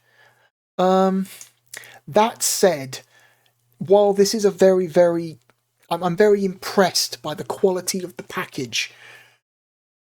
The games are the games.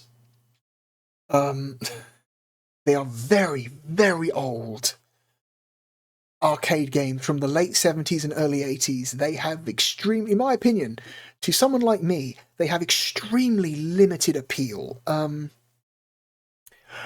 I would say this package is probably a better video game than WWF In Your House. I would say this package is probably better than Area 51. Missile Command alone is better than Area 51. I would say the same for Blast Chamber.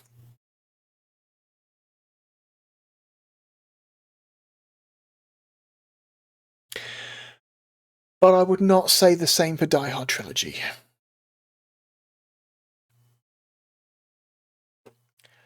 Die Hard Trilogy has got a lot going on. It does a lot of things. It's not the best version of the game. Far from it. I might even call it the worst version of Die Hard Trilogy. But it's still, I don't know. It's still very ambitious, and at least 1/3 of Die Hard Trilogy is moderately good fun to play. It has like a decent amount of depth, a lot of levels, a lot of content. And even though the light gun and driving portions of this game are very poor on the Sega Saturn, I would say they are at least still a novelty. At least from a tech standpoint, a novelty.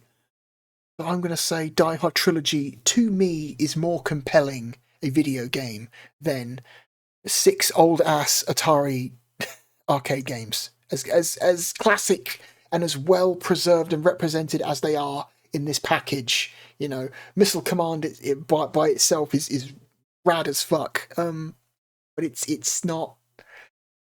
They don't hold your attention for very long. So I think I'm going to stick it here. Oh god, we have a new longest title. I thought we would. There we go. Oh god, I have to now adjust the cropping. Oh no, it's fine. Yeah, we have a new longest title. Midway presents Arcade's Greatest Hits, the Atari Collection 1. Is our new number 191. Again, not Digital Eclipse's fault. They've done an incredible package here. They've done a fantastic job at replicating and presenting these extremely old, very limited in appeal arcade games. Similar story to the Bubble Bobble and Rainbow Islands package. Probe Software did nothing wrong. They did an incredible job with these versions of these games. It's just that these games are just not very good. And so I do not want to play them. That's why they're this low on the list. And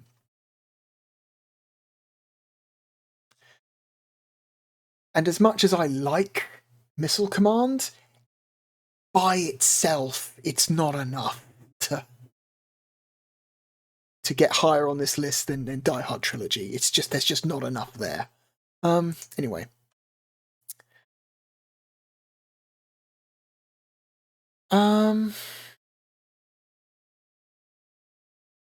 Yeah. That's it. Anyway, yeah. I'm hitting save.